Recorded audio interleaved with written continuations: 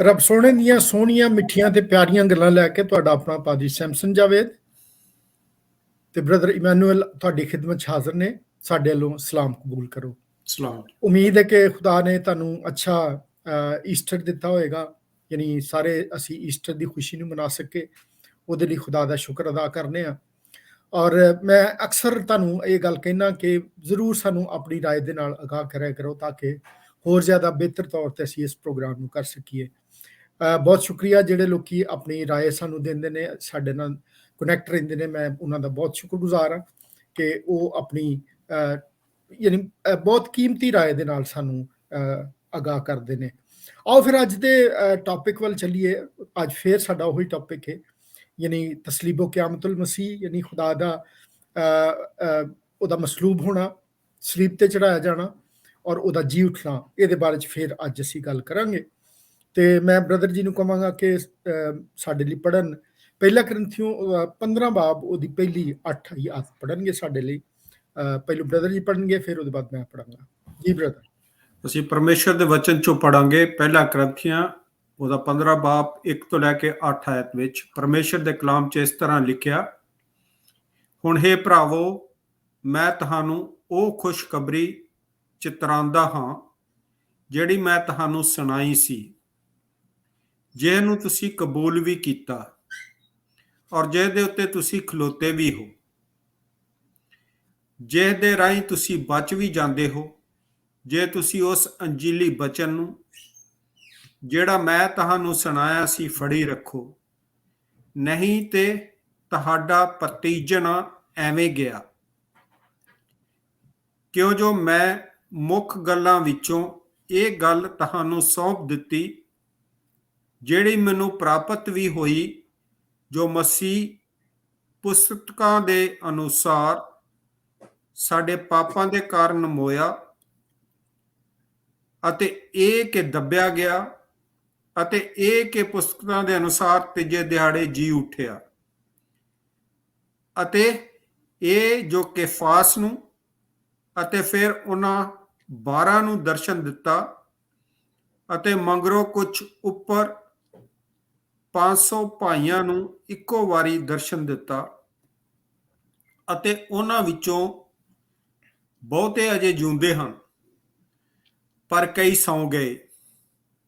ਪਿੱਛੋਂ ਯਕੂਬ ਨੂੰ ਦਰਸ਼ਨ ਦਿੱਤਾ ਤੇ ਫਿਰ ਸਭਨਾ ਰਸੂਲਾਂ ਨੂੰ, ਅਤੇ ਸਭ ਦੇ ਪਿੱਛੋਂ ਮੈਨੂੰ ਵੀ ਦਰਸ਼ਨ ਦਿੱਤਾ, ਜਿਵੇਂ ਇੱਕ ਅਧੂਰੇ ਜੰਮ ਨੂੰ। ਖੁਦਾ ਦੇ ਪਾਕ ਕਲਾਮ ਦੇ ਪੜ੍ਹੇ ਤੇ ਸੁਣੇ ਜਾਣ ਦੇ ਉੱਤੇ ਬਰਕਤ ਹੋਵੇ। ਆਮੀਨ ਆਮੀਨ। ਅੱਜ ਅਸੀਂ ਹੁਣ ਲਹਿੰਦੇ ਪੰਜਾਬ ਦੀ ਪੰਜਾਬੀ 'ਚ ਪੜ੍ਹੀਏ। ਲਿਖਿਆ ਕਿ ਹੁਣ ਭਰਾਓ, ਮੈਂ ਤੁਹਾਨੂੰ ਉਹੀ ਖੁਸ਼ਖਬਰੀ ਦੱਸ ਛੱਡਣਾ ਜਿਹੜੀ ਪਹਿਲਾਂ ਦਿੱਤੀ ਸੀ, ਜਿਹਨੂੰ ਤੁਸੀਂ ਮੰਨ ਵੀ ਲਿਆ ਸੀ ਤੇ ਜਿਹਦੇ ਉੱਤੇ ਪੱਕੇ ਵੀ ਹੋ।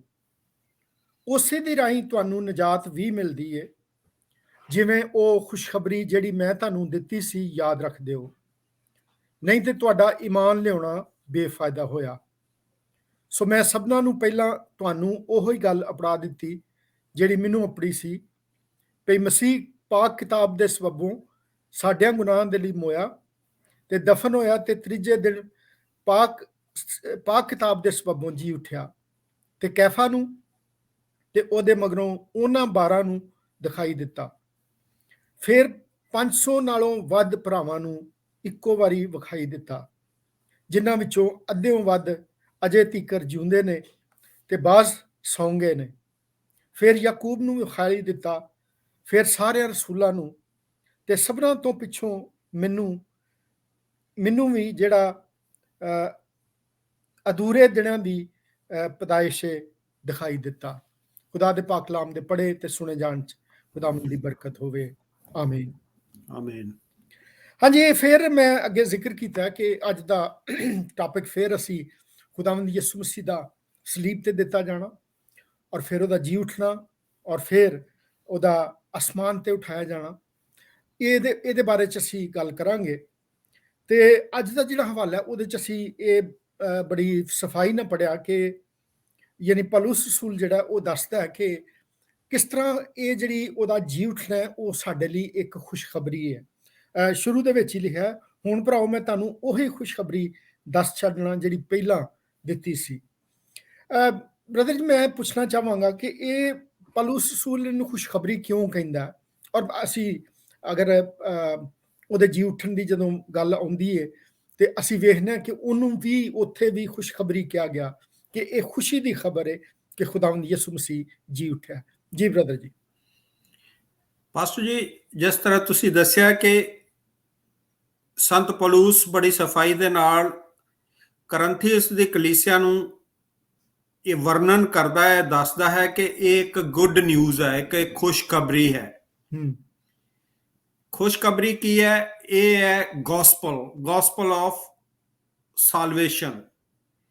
ਇਹਦੇ ਵਿੱਚ ਉਹਨੇ ਜਿਹੜਾ ਹੈ ਲੋਕਾਂ ਨੂੰ ਪਹਿਲਾਂ ਵੀ ਸੁਣਾਇਆ, ਔਰ ਇਹਨੇ ਪਹਿਲੀ ਆਇਤ ਵਿੱਚ ਦੱਸਿਆ ਹੈ ਕਿ ਇਹਨਾਂ ਨੂੰ ਇਹ ਖੁਸ਼ਖਬਰੀ ਤੁਹਾਨੂੰ ਸੁਣਾਈ ਗਈ, ਤੁਸੀਂ ਕਬੂਲ ਵੀ ਕੀਤੀ, ਤੁਸੀਂ ਉਹਦੇ ਤੇ ਖਲੋਤੇ ਵੀ ਹੋ। ਹਾਂਜੀ। ਤੇ ਦੂਜੀ ਆਇਤ ਨੂੰ ਜਦੋਂ ਅਸੀਂ ਦੇਖਦੇ ਹਾਂ, ਉਹਦੇ 'ਚ ਲਿਖਿਆ ਹੈ ਕਿ ਜਿਹਦੇ ਰਾਹੀਂ ਤੁਸੀਂ ਬਚ ਵੀ ਜਾਂਦੇ ਹੋ। ਸਾਡੇ ਤੇ ਲਿਖਿਆ ਨਜਾਤ ਵੀ ਮਿਲਦੀ ਹੈ ਉਹਦੇ ਨਾਲ। ਹਾਂਜੀ, ਬਚ ਜਾਣੇ ਨੂੰ ਨਜਾਤ, ਕਿਉਂਕਿ ਇਹ ਅੰਜੀਲੀ ਬਚਨ ਹੈ ਜਿਹੜਾ ਤੁਹਾਨੂੰ ਸੁਣਾਇਆ ਤੇ ਤੁਸੀਂ ਫੜੇ ਰੱਖੋ। ਇਹਦੇ ਵਿੱਚ ਜਿਸ ਤਰ੍ਹਾਂ ਦੱਸਿਆ ਹੈ ਕਿ ਪ੍ਰਭੂ ਯਿਸੂ ਮਸੀਹ ਦਾ ਡੈਥ ਦੇ ਬਾਰੇ, ਡੈਥ ਆਫ ਕ੍ਰਾਈਸਟ, ਪਰਮੇਸ਼ਵਰ ਦੇ ਪ੍ਰਭੂ ਯਿਸੂ ਮਸੀਹ ਦੇ ਬਰੀਅਲ ਦੇ ਬਾਰੇ, ਪ੍ਰਭੂ ਯਿਸੂ ਮਸੀਹ ਦੇ ਜੀ ਉੱਠਣ ਦੇ ਬਾਰੇ, ਰੈਜ਼ੋਰੈਕਸ਼ਨ ਦੇ ਬਾਰੇ, ਤੇ ਉਹਦੀ ਮੈਨੀਫੈਸਟੇਸ਼ਨ ਦੇ ਬਾਰੇ।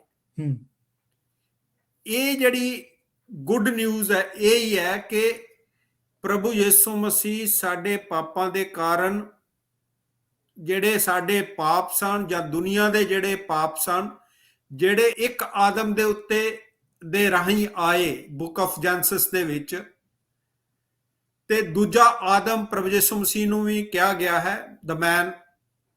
ਆਪਣੇ ਆਪ ਨੂੰ ਇਹਨਾਂ ਨੇ ਇੱਕ ਟਾਈਟਲ ਦਿੱਤਾ ਹੈ,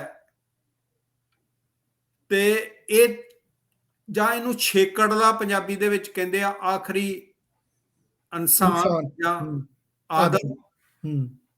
ਇਸ ਆਦਮ ਦੇ ਦੁਆਰਾ ਜਿਹੜਾ ਹੈ ਉਹ ਨਜਾਤ ਆਈ ਜੀ। ਇਹ ਨਜਾਤ ਉਹਦੇ ਮਰਨ ਦੇ ਕਾਰਨ ਕਰਕੇ ਆਈ, ਉਹਦੀ ਕਰੂਸੀਫਿਕੇਸ਼ਨ ਦੇ ਕਾਰਨ ਕਰਕੇ ਆਈ, ਕਿ ਕਿਉਂਕਿ ਉਹਨੇ ਸਾਰਿਆਂ ਦੇ ਪਾਪ ਆਪਣੇ ਉੱਤੇ ਲੱਦ ਲਏ ਤੇ ਕਲਵਰੀ ਕਰੂਸ ਦੇ ਉੱਤੇ ਚੜ ਗਿਆ ਜੀ। ਔਰ ਪਰਮੇਸ਼ਰ ਦੇ ਵਚਨ ਦੇ ਵਿੱਚ ਉਹ ਦੱਸਿਆ ਹੈ ਬੜੀ ਸਫਾਈ ਦੇ ਨਾਲ ਕਿ ਕਿਸ ਤਰ੍ਹਾਂ ਦੇ ਨਾਲ ਉਹਦਾ ਬਰੀਅਲ ਹੋਇਆ ਤੇ ਕਿਸ ਤਰ੍ਹਾਂ ਦੇ ਨਾਲ ਉਹਦੀ ਰੈਜ਼ੋਰੈਕਸ਼ਨ ਹੋਈ। ਜਦੋਂ ਉਹਦੀ ਰੈਜ਼ੋਰੈਕਸ਼ਨ ਹੋਈ ਤੇ ਜਿਹੜੇ ਇਹ ਵਿਸ਼ਵਾਸ ਦੇ ਉੱਤੇ ਚੱਲਦੇ ਸਨ, ਉਹਨਾਂ ਨੇ, ਜਿਹੜੇ ਪ੍ਰਭੂ ਯਿਸੂ ਮਸੀਹ ਦੇ ਨਾਲ ਉਹਦੇ ਚੇਲੇ ਵੀ ਸਨ, ਜਿਹੜੇ ਲੋਕ ਉਹਨੂੰ ਫਾਲੋ ਕਰਦੇ ਸਨ, ਉਹਨਾਂ ਨੇ ਇਹ ਸਾਰਾ ਕੁਝ ਉਹਦੇ ਦੁਆਰਾ ਜਿਹੜਾ ਸੀ ਸੁਣਿਆ ਸੀ, ਪਰ ਉਹ ਕੀ ਹੋ ਗਏ? ਨਾ ਉਮੀਦੇ ਹੋ ਗਏ। ਸਹੀ। ਉਹਨਾਂ ਦੀ ਉਮੀਦ ਜਿਹੜੀ ਸੀ, ਹੋਪ ਜਿਹੜੀ ਸੀ, ਉਹ ਟੁੱਟ ਗਈ ਕਿ ਹੁਣ ਤੇ ਪ੍ਰਭੂ ਯਿਸੂ ਮਸੀਹ ਮਰ ਗਿਆ ਤੇ ਉਹ ਦਫਨ ਹੋ ਗਿਆ।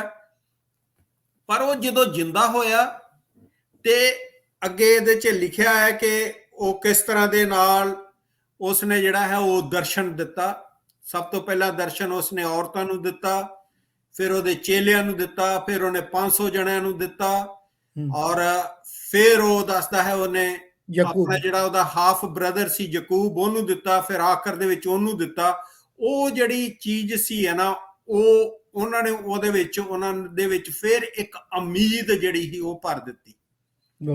ਔਰ ਇਹ ਹੀ ਗੁੱਡ ਨਿਊਜ਼ ਹੈਗੀ ਆ ਕਿ ਉਹ ਪ੍ਰਭੂ ਯਿਸੂ ਮਸੀਹ ਜਿਹੜਾ ਮੁਰਦਿਆਂ ਦੇ ਵਿੱਚੋਂ ਜੀ ਉੱਠਿਆ ਹੈ, ਜਿਹੜੇ ਰੂਹ ਦੇ ਨੇ ਉਹਨਾਂ ਨੂੰ ਜਵਾਇਆ ਹੈ, ਉਹਨਾਂ ਨੇ ਸਾਨੂੰ ਵੀ ਜਵਾਣਾ ਹੈ। ਇਹ ਹੈ ਖੁਸ਼ਖਬਰੀ। ਜਿਹੜਾ ਉਸ ਖੁਸ਼ਖਬਰੀ ਦੇ ਉੱਤੇ ਵਿਸ਼ਵਾਸ ਕਰੇਗਾ ਉਹ ਕੀ ਕਰੇਗਾ? ਬਚਾਏਗਾ, ਨਿਜਾਤ ਪਾਏਗਾ। ਬਹੁਤ ਅੱਛੇ, ਥੈਂਕ ਯੂ ਬ੍ਰਦਰ ਜੀ। ਮੈਂ ਗੌਰ ਕਰ ਰਿਹਾ ਸਾਂ ਕਿ ਇੱਕ ਹੋਰ ਗੱਲ ਹੈ ਕਿ ਇਹ ਜਿਹੜੀ ਖੁਸ਼ਖਬਰੀ ਇਹਦੇ ਤੇ ਬੜਾ ਜ਼ੋਰ ਦਿੰਦਾ ਪਿਆ। ਔਰ ਮੈਂ ਪੜ੍ਹ ਰਿਹਾ ਸਾਂ ਕਿ ਜਦੋਂ ਖੁਦਾਵੰਦ ਯਿਸੂ ਮਸੀਹ ਜੀ ਉੱਠਿਆ, ਜਦੋਂ ਇੱਕ ਦੂਸਰੇ ਨੂੰ ਲੋਕੀ ਮਿਲਦੇ ਸਨ ਤੇ ਉਹ ਇਹ ਕਹਿੰਦੇ ਸਨ ਹੀ ਇਜ਼ ਰਿਜ਼ਨ, ਯਾਨੀ ਉਹ ਜੀ ਉੱਠਿਆ। ਤੇ ਅਗਲਾ ਬੰਦਾ ਕਹਿੰਦਾ ਸੀ ਇਨਡੀਡ ਹੀ ਇਜ਼ ਰਿਜ਼ਨ, ਯਾਨੀ ਇਹ ਉਹਨਾਂ ਦੀ ਸਲਾਮ ਦੁਆ, ਜਿਸ ਤਰ੍ਹਾਂ ਅਸੀਂ ਕਰਨੇ ਆ, ਇਹ ਉਹਨਾਂ ਦੀ ਸਲਾਮ ਦੁਆ ਸੀ ਕਿ ਉਹ ਇੱਕ ਦੂਜੇ ਨੂੰ ਬਾਰ-ਬਾਰ ਯਾਦ ਕਰਾਉਂਦੇ ਸਨ ਕਿ ਯਿਸੂ ਮਸੀਹ ਜਿਹੜਾ ਉਹ ਜੀ ਉੱਠਿਆ। ਔਰ ਮੈਂ ਗੌਰ ਕਰ ਰਿਹਾ ਸਾਂ ਬ੍ਰਦਰ ਜੀ ਕਿ ਉਹ ਕਹਿੰਦਾ ਹੁਣ ਭਰਾਓ ਮੈਂ ਤੁਹਾਨੂੰ ਉਹੀ ਖੁਸ਼ਖਬਰੀ ਦੱਸ ਛੱਡਣਾ ਜਿਹੜੀ ਪਹਿਲਾਂ ਦਿੱਤੀ ਸੀ। ਯਾਨੀ ਉਹ ਦੁਬਾਰਾ ਇਹ ਖੁਸ਼ਖਬਰੀ ਜਿਹੜੀ ਹੈ ਇਹ ਦੁਬਾਰਾ ਉਹਨਾਂ ਨੂੰ ਦਿੰਦਾ ਹੈ ਕਿ ਖੁਦਾਵੰਦ ਯਿਸੂ ਮਸੀਹ ਜਿਹੜਾ ਉਹ ਜੀ ਉੱਠਿਆ।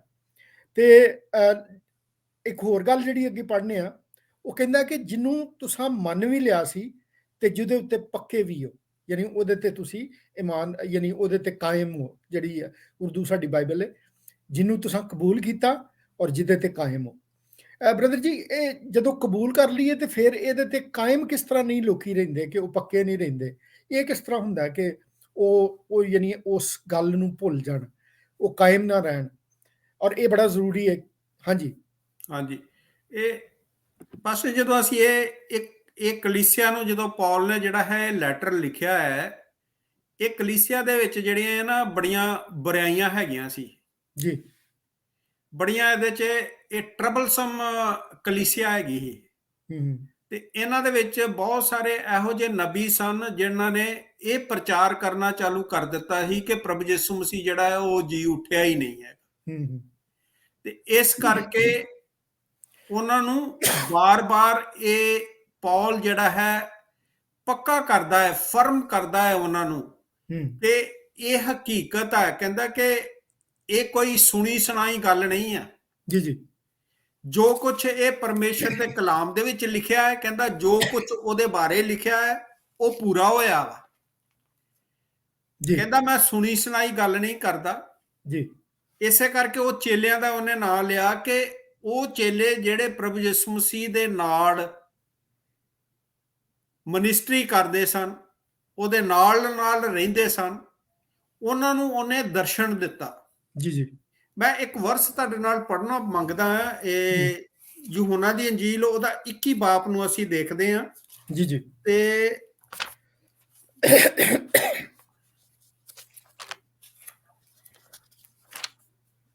ਉਹਦੀ 14 ਆਇਤ ਦੇ ਵਿੱਚ ਲਿਖਿਆ, ਇਹ ਤੀਜੀ ਵਾਰ ਸੀ ਕਿ ਯਿਸੂ ਨੇ ਮੁਰਦਿਆਂ ਵਿੱਚੋਂ ਜੀ ਉੱਠ ਕੇ ਚੇਲਿਆਂ ਨੂੰ ਆਪਣਾ ਦਰਸ਼ਨ ਦਿੱਤਾ।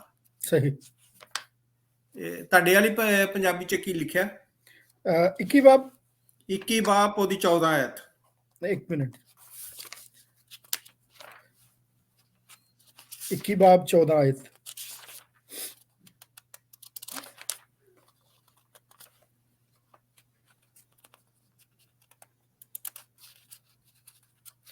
ਹਾਂਜੀ, 21 ਬਾਪ 14 ਆਇਤ ਚ ਲਿਖਿਆ ਜੀ,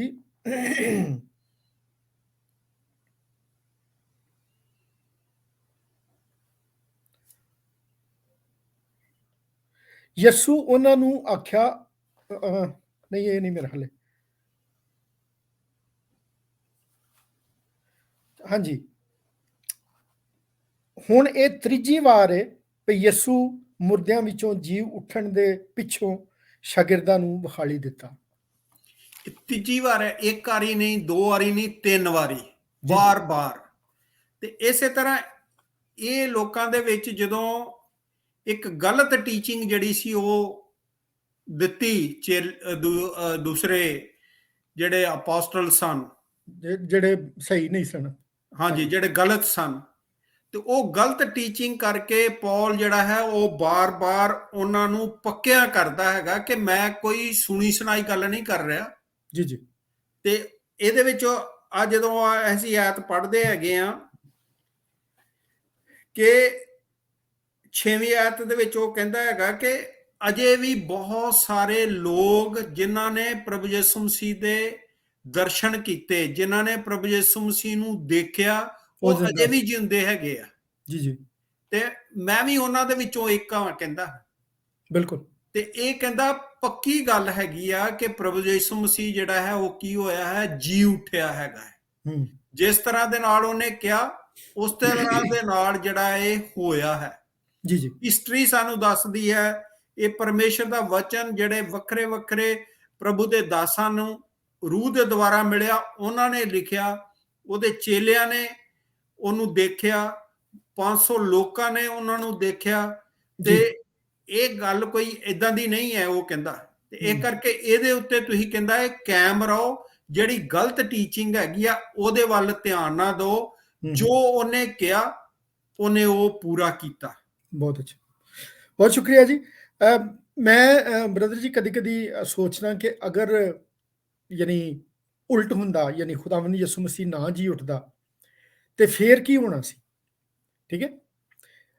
ਔਰ ਮੈਂ ਇਹਦੇ ਬਾਰੇ ਚ ਕਹਿੰਦਾ ਯਾਨੀ ਕਿਹਨੂੰ ਕਹਿੰਦੇ ਨੇ ਕਿ ਬੜੀ ਖੁਸ਼ੀ ਮਹਿਸੂਸ ਕਰ ਰਿਹਾ ਕਿ ਉਹਦੇ ਜੀ ਉੱਠਣ ਦੀ ਵਜ੍ਹਾ ਤੋਂ ਹੀ ਅੱਜ ਮਸੀਹਤ ਜਿਹੜੀ ਹੈ ਉਹ ਕਾਇਮ ਹੈ। ਹਾਂਜੀ, ਅੱਜ ਲੋਕ ਜਿਹੜੇ ਨੇ ਉਹਦੇ ਪੈਰੋਕਾਰ ਜਿਹੜੇ ਨੇ ਦੁਨੀਆ ਪੂਰੀ ਦੇ ਵਿੱਚ ਪਾਏ ਜਾਂਦੇ ਨੇ, ਔਰ ਇਹ ਸਿਰਫ ਇਸ ਵਜ੍ਹਾ ਤੋਂ ਹੈ ਕਿ ਉਹ ਜੀ ਉੱਠਿਆ। ਬ੍ਰਦਰ ਜੀ ਤੁਸੀਂ ਪਹਿਲਾਂ ਗੱਲ ਕੀਤੀ ਹੈ ਕਿ ਕਿਹਨੂੰ ਕਹਿੰਦੇ ਨੇ ਨਜਾਤ ਦੇ ਨਾਲ ਵੀ ਉਹਦੇ ਜੀ ਉੱਠਣ ਦਾ ਤਾਲੁਕ ਹੈ, ਯਾਨੀ ਸਾਡੀ ਹਾਂਜੀ, ਜਿਹੜੀ ਅਸੀਂ ਬਚਾਏ ਗਏ ਆ ਉਹਦੇ ਨਾਲ ਵੀ ਇਹਦਾ ਤਾਲੁਕ ਹੈ। ਤੇ ਅਸੀਂ ਜਦੋਂ ਇਹ ਦੂਸਰੀ ਆਇਤ ਵੇਖਦੇ ਹਾਂ ਤੇ ਲਿਖਿਆ ਕਿ ਉਸੇ ਦੀ ਰਾਹੀਂ ਤੁਹਾਨੂੰ ਨਜਾਤ ਵੀ ਮਿਲਦੀ ਹੈ। ਹਾਂਜੀ, ਸੋ ਇਹ ਜਿਹੜੀ ਖੁਦਾਵੰਦ ਯਿਸੂ ਮਸੀਹ ਦਾ ਮਸਲੂਬ ਹੋਣਾ ਹੈ ਔਰ ਉਹਦਾ ਜੀ ਉੱਠਣਾ, ਉਹਦਾ ਅਸਮਾਨ ਤੇ ਉਠਾਇਆ ਜਾਣਾ, ਇਹਦਾ ਨਜਾਤ ਦੇ ਨਾਲ ਕੀ ਤਾਲੁਕ? ਤੁਸੀਂ ਥੋੜਾ ਜਿਹਾ ਜ਼ਿਕਰ ਕੀਤਾ, ਲੇਕਿਨ ਜ਼ਰਾ ਤਫਸੀਲ ਨਾਲ ਦੱਸੋ ਕਿ ਇਹਦਾ ਨਜਾਤ ਜਾਂ ਉਹ ਸਾਡੇ ਬਚ ਜਾਣ ਨਾਲ ਕੀ ਤਾਲੁਕ ਹੈ। ਖੁਦਾਵੰਦ ਯਿਸੂ ਮਸੀਹ ਦੀ ਮਸਲੂਬੀਅਤ, ਉਹਦਾ ਮਸਲੂਬ ਹੋਣਾ, ਉਹਦਾ ਸਲੀਬ ਤੇ ਚੜਾਇਆ ਜਾਣਾ ਔਰ ਉਹਦਾ ਜੀ ਉੱਠਣਾ ਔਰ ਫਿਰ ਉਹਦਾ ਅਸਮਾਨ ਤੇ ਉਠਾਇਆ ਜਾਣਾ, ਇਹਦਾ ਸਾਡੀ ਨਜਾਤ ਨਾਲ ਕੀ ਤਾਲੁਕ ਹੈ ਜੀ? ਜਿੰਨੇ ਦੇਰ ਤੱਕ ਸਾਡੀ ਨਜਾਤ ਨਹੀਂ ਹੁੰਦੀ, ਸਾਨੂੰ ਸਾਲਵੇਸ਼ਨ ਨਹੀਂ ਮਿਲਦੀ ਹੈਗੀ ਨਾ, ਉਹਨੇ ਦੇਰ ਤੱਕ ਅਸੀਂ ਜਿਹੜਾ ਹੈ ਇੰਟਰਨਿਟੀ ਦੇ ਵਿੱਚ ਨਹੀਂ ਜਾ ਸਕਦੇ। ਜੀ ਜੀ। ਫਿਰ ਆਪਾਂ ਗੱਲ ਕਰਾਂਗੇ ਸੰਤ ਪਲੂਸ ਦੀ। ਉਹ ਰੋਮੀਆਂ ਦੀ ਕਲੀਸਿਆ ਨੂੰ ਬੜੀ ਸਫਾਈ ਦੇ ਨਾਲ ਲਿਖਦਾ ਹੈ ਉੱਥੇ 10 ਅਧਿਆਏ ਦੇ ਵਿੱਚ, ਤੇ ਉਹਦੀ 8 ਤੇ 9 ਐਤ ਨੂੰ ਅਸੀਂ ਜਦੋਂ ਦੇਖਦੇ ਹਾਂ 10 ਨੂੰ, ਤੇ 3 ਆਇਤਾਂ ਮੈਂ ਪੜਾਂਗਾ। ਉਹਦੇ ਚ ਕਹਿੰਦਾ, ਪਰ ਕੀ ਆਖਦਾ ਹਾਂ, ਬਾਣੀ ਤੇਰੇ ਕੋਲ, ਤੇਰੇ ਮੂੰਹ ਵਿੱਚ ਅਤੇ ਤੇਰੇ ਮਨ ਵਿੱਚ ਹੈ। ਇਹ ਤਾਂ ਉਸ ਨਿਸ਼ਚਾ ਦੀ ਬਾਣੀ ਹੈ ਜਿਹਦਾ ਅਸੀਂ ਪ੍ਰਚਾਰ ਕਰਦੇ ਹਾਂ। ਕਿਉਂ ਜੇ ਤੂੰ ਆਪਣੇ ਮੂੰਹ ਨਾਲ ਪ੍ਰਭੂ ਯਿਸੂ ਮਸੀਹ ਦਾ ਕਰਾਰ ਕਰੇ ਜੀ ਅਤੇ ਆਪਣੇ ਹਿਰਦੇ ਨਾਲ ਮੰਨ ਲਵੇਂ ਜੋ ਪਰਮੇਸ਼ਵਰ ਨੇ ਉਹਨੂੰ ਮੁਰਦਿਆਂ ਵਿੱਚੋਂ ਜਵਾਇਆ ਤੇ ਤੂੰ ਬਚਾਇਆ ਜਾਵੇਂਗਾ। ਵਾਹ। ਧਰਮ ਲਈ ਤਾਂ ਹਿਰਦੇ ਨਾਲ ਨਿਸ਼ਚਾ ਕਰੀਦਾ ਹੈ, ਮੁਕਤੀ ਲਈ ਮੂੰਹ ਨਾਲ ਇਕਰਾਰ ਕਰੀਦਾ ਹੈ। ਧਰਮ ਪੁਸਤਕ ਇਉਂ ਕਹਿੰਦਾ ਹੈ ਭਈ ਜੇ ਕੋਈ ਉਸ ਉੱਤੇ ਨਿਸ਼ਚਾ ਕਰੇ ਉਹ ਲੱਜਿਆਵਾਨ ਨਾ ਹੋਏਗਾ। ਤੇ ਸੰਤ ਪਲੂਸ ਆਤਮਾ ਦੇ ਵਿੱਚ, ਰੂਹ ਦੇ ਵਿੱਚ ਬੜੀ ਸਫਾਈ ਦੇ ਨਾਲ ਇਹ ਦੱਸਣ ਦਿਆ ਹੈਗਾ। ਜਦੋਂ ਅਸੀਂ ਇਹ ਗੋਸਪਲ ਦੀ ਗੱਲ ਕਰਦੇ ਹਾਂ, ਗੁੱਡ ਨਿਊਜ਼ ਦੀ ਜਦੋਂ ਗੱਲ ਕਰਦੇ ਹੈਗੇ ਆ, ਤੇ ਇਹ ਜਦੋਂ ਯਹੂਨਾ ਦੀ ਅੰਜੀਲ ਉਹਦਾ 1 ਬਾਬ ਉਹਦੀ 12 ਆਇਤ ਨੂੰ ਅਸੀਂ ਪੜ੍ਹਦੇ ਹਾਂ, ਤੇ ਉਹਦੇ 'ਚ ਇਹ ਲਿਖਿਆ ਹੈ ਕਿ ਜਿਨ੍ਹਾਂ ਨੇ ਪ੍ਰਭੂ ਯਿਸੂ ਮਸੀਹ ਨੂੰ ਸਵੀਕਾਰ ਕਰ ਲਿਆ, ਉਹਨੂੰ ਐਕਸੈਪਟ ਕਰ ਲਿਆ, ਉਹਨਾਂ ਨੂੰ ਉਹਨੇ ਆਪਣੇ ਬੱਚੇ ਹੋਣ ਦਾ ਜਿਹੜਾ ਹੈ ਅਧਿਕਾਰ ਦਿੱਤਾ ਹੈਗਾ। ਤੇ ਇਹੀ ਹੈ ਕਿ ਪਰਮੇਸ਼ਵਰ ਨੇ ਸਾਡੇ ਗੁਨਾਹਾਂ ਦੇ ਖਾਤਰ ਸਾਡੇ ਸਾਰੇ ਜਿਹੜੇ ਗੁਨਾਹ ਸੀ ਉਹ ਪ੍ਰਭੂ ਯਿਸੂ ਮਸੀਹ ਦੇ ਉੱਤੇ ਲੱਦ ਦਿੱਤੇ।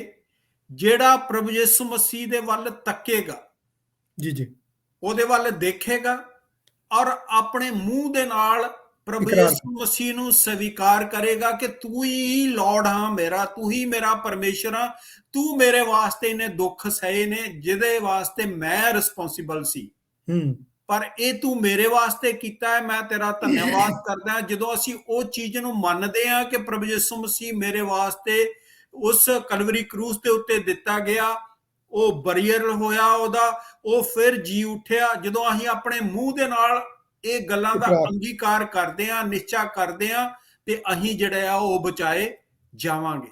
ਸਹੀ, ਬਹੁਤ ਸ਼ੁਕਰੀਆ ਜੀ, ਬੜੀ ਤਫਸੀਲ ਨਾਲ ਤੁਸੀਂ ਗੱਲ ਦੱਸੀ ਔਰ ਕੁਰਬਾਨੀ ਦਾ ਜ਼ਿਕਰ ਵੀ ਤੁਸੀਂ ਕੀਤਾ ਕਿ ਖੁਦਾਵੰਦ ਯਿਸੂ ਮਸੀਹ ਦੀ ਕੁਰਬਾਨੀ ਜਿਹੜੀ ਹੈ, ਵੇਖੋ ਪੁਰਾਣੇ ਅਹਿਦਨਾਮੇ 'ਚ ਜਾਂ ਜਿਹੜਾ ਜਦੋਂ ਖੁਦਾਵੰਦ ਯਿਸੂ ਮਸੀਹ ਨਹੀਂ ਸਨ ਇਸ ਦੁਨੀਆ 'ਚ ਆਏ, ਉਦੋਂ ਵੀ ਗੁਨਾਹ ਮੁਆਫ ਕਰਨ ਦਾ ਇਹੋ ਹੀ ਇੱਕ ਜ਼ਰੀਆ ਸੀ ਕਿ ਉਦੋਂ ਕੁਰਬਾਨੀਆਂ ਦਿੱਤੀਆਂ ਜਾਂਦੀਆਂ, ਲੇਕਿਨ ਉਹ ਜਾਨਵਰਾਂ ਦੀਆਂ ਕੁਰਬਾਨੀਆਂ ਹੁੰਦੀਆਂ ਜਾਂ ਭੇਡ ਬੱਕੜੀਆਂ ਦੀਆਂ ਕੁਰਬਾਨੀਆਂ ਹੁੰਦੀਆਂ ਸਨ। ਔਰ ਉਹਦੇ ਨਾਲ ਵੀ ਸਮਝਿਆ ਜਾਂਦਾ ਸੀ ਕਿ ਉਹਨਾਂ ਦੇ ਗੁਨਾਹ ਮਾਫ ਹੋਏ। ਯਾਨੀ ਇਹ ਅਸੀਂ ਅਗਰ ਤਫਸੀਲ ਨਾਲ ਪੜ੍ਹੀਏ ਓਲਡ ਟੈਸਟਮੈਂਟ ਨੂੰ, ਪੁਰਾਣੇ ਏਹਦਨਾਮੇ ਨੂੰ, ਤਾਂ ਉਹਦੇ 'ਚ ਜ਼ਿਕਰ ਹੈ ਕਿ ਹਰ ਇੱਕ ਜਿਹੜਾ ਗੁਨਾਹ ਸੀ ਉਹਦੇ ਲਈ ਇੱਕ ਮਖਸੂਸ ਕੁਰਬਾਨੀ ਕਿਹਾ ਗਿਆ ਕਿ ਇਹ ਕੁਰਬਾਨੀ ਦਿਓ ਔਰ ਇੰਨੀ ਤਾਦਾਦ 'ਚ ਦਿਓ। ਲੇਕਿਨ ਅਗਰ ਅਸੀਂ ਇਬਰਾਨੀਓ ਦਾ ਖਤ ਪੜ੍ਹੀਏ ਤਾਂ ਉੱਥੇ ਲਿਖਿਆ ਕਿ ਇਹ ਜਿਹੜੀਆਂ ਕੁਰਬਾਨੀਆਂ ਸਨ, ਇਹ ਯਾਨੀ ਬੈਲਾਂ ਤੇ ਬੱਕਰਿਆਂ ਦੀਆਂ ਜਿਹੜੀਆਂ ਕੁਰਬਾਨੀਆਂ ਸਨ, ਇਹਨਾਂ ਦੇ ਨਾਲ ਸਾਡੇ ਗੁਨਾਹ ਮੁਆਫ ਨਹੀਂ ਹੁੰਦੇ, ਬਲਕਿ ਅਸਲ 'ਚ ਸਾਡੇ ਗੁਨਾਹ ਮੁਆਫ ਜਿਹੜੇ ਹੁੰਦੇ ਨੇ ਉਹ ਖੁਦਾਵੰਦ ਯਿਸੂ ਮਸੀਹ ਦੇ ਖੂਨ ਬਹਾਉਣ ਨਾਲ ਜਾਂ ਉਹਦੀ ਕੁਰਬਾਨੀ ਨਾਲ ਹੁੰਦੇ ਨੇ। ਪਿਛਲੀ ਵਾਰੀ ਵੀ ਅਸੀਂ ਗੱਲ ਕੀਤੀ ਸੀ ਹਾਂਜੀ ਕਿ ਯਾਨੀ ਖੁਦਾਵੰਦ ਯਿਸੂ ਮਸੀਹ ਨੇ ਆਪਣੀ ਕੁਰਬਾਨੀ ਨਾਲ ਉਹ ਜਿਹੜੇ ਗੁਨਾਹ ਸਨ ਉਹਨਾਂ ਦੀ ਹੈਸੀਅਤ ਨੂੰ ਖਤਮ ਕਰ ਦਿੱਤਾ। ਜਿਹੜੀ ਉਹ ਪਹਿਲੀਆਂ ਕੁਰਬਾਨੀਆਂ ਸਨ ਉਹ ਸਿਰਫ ਉਹਦੇ ਤੇ ਪਰਦਾ ਪਾਉਂਦੇ ਸਨ, ਯਾਨੀ ਗੁਨਾਹਾਂ ਤੇ ਪਰਦਾ ਹੁੰਦਾ ਸੀ, ਉਹ ਮੁਆਫ ਨਹੀਂ ਸਨ ਹੁੰਦੇ, ਲੇਕਿਨ ਅਸਲ ਵਿੱਚ ਉਹ ਉਹਨਾਂ ਦੀ ਜਿਹੜੀ ਹੈਸੀਅਤ ਹੈ ਉੱਥੇ ਦੀ ਉੱਥੇ ਰਹਿੰਦੀ ਸੀ। ਵਕਤੀ ਤੌਰ ਤੇ ਠੀਕ ਹੈ ਉਹ ਹੋ ਜਾਂਦੇ ਸਨ, ਲੇਕਿਨ ਖੁਦਾਵੰਦ ਯਿਸੂ ਨੂੰ ਜਦੋਂ ਯੂਹੰਨਾ ਬਪਤਿਸਮਾ ਦੇਣ ਵਾਲੇ ਨੇ ਵੇਖਿਆ ਤੇ ਉਹਨੇ ਕੀ ਕਿਹਾ ਕਿ ਇਹ ਉਹ ਜਹਾਨ ਦਾ ਬਰਰਾ ਹੈ ਇਹ ਉਹ ਬਰਰਾ ਹੈ ਜਿਹੜਾ ਜਹਾਨ ਦੇ ਗੁਨਾਹ ਉਠਾ ਲੈ ਜਾਂਦਾ, ਯਾਨੀ ਉਹਨਾਂ ਦੀ ਹੈਸੀਅਤ ਨੂੰ ਕੀ ਕਰਦਾ, ਖਤਮ ਕਰ ਦਿੰਦਾ। ਸੋ ਮੇਰੇ ਅਜ਼ੀਜ਼ੋ, ਅਸੀਂ ਇਹ ਗੱਲ ਜ਼ਰੂਰ ਯਾਦ ਰੱਖੀਏ ਕਿ ਸਾਡੇ ਗੁਨਾਹ ਜਿਹੜੇ ਮੁਆਫ ਹੋਏ ਨੇ ਜਾਂ ਸਾਡੀ ਜਿਹੜੀ ਨਜਾਤ ਸਾਨੂੰ ਮਿਲੀ ਹੈ ਉਹ ਅਸਲ ਨਜਾਤ ਜਿਹੜੀ ਹੈ ਉਹ ਖੁਦਾਵੰਦ ਯਿਸੂ ਮਸੀਹ ਦੇ ਖੂਨ ਨਾਲ ਮਿਲੀ ਹੈ।